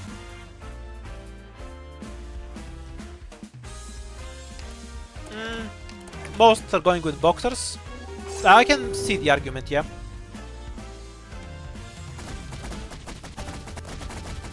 They just need to activate before they put too many Avengers below 50%, which they succeeded doing, and then they have the advantage. And they gain more DPS from their proc than the Avengers. Avengers have res, yes, but it's not relevant to this fight. The Jesselton is back. Can he do anything here? Okay, so the slugs get mostly wiped out. Then we have a mass of casters that will hyper buff the Avengers. So if all of the slugs and all of the casters are removed, Jesselton will definitely win this.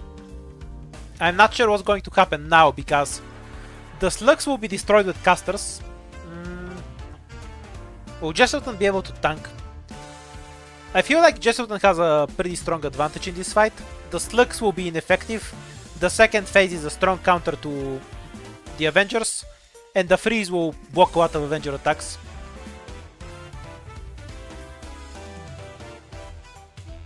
Yeah, I don't think a lot of slugs will live effectively, but if a few survive behind the Avengers, they should have the advantage. You just need like 5 slugs behind the Avengers and they'll wipe everything. Let's find out if chat is right.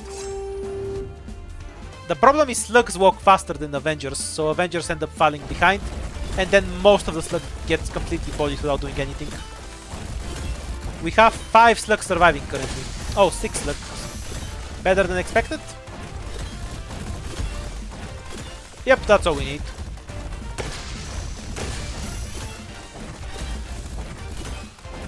With those survivors, the phase 2 has an answer now.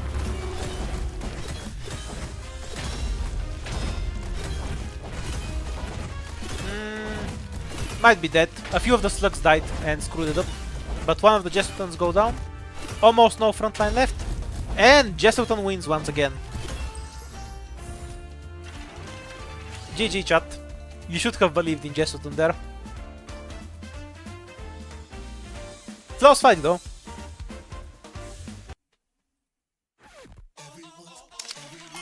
Alright. Closest we got to a win from chat is 9 out of 10 times. Jesselton kept screwing you over and over. This was just the Jesselton stream in the end. Alright, that was the last one. Time for the stream to end. Bye bye now. I'll make a video of all the Jesselton wins, I think. That was an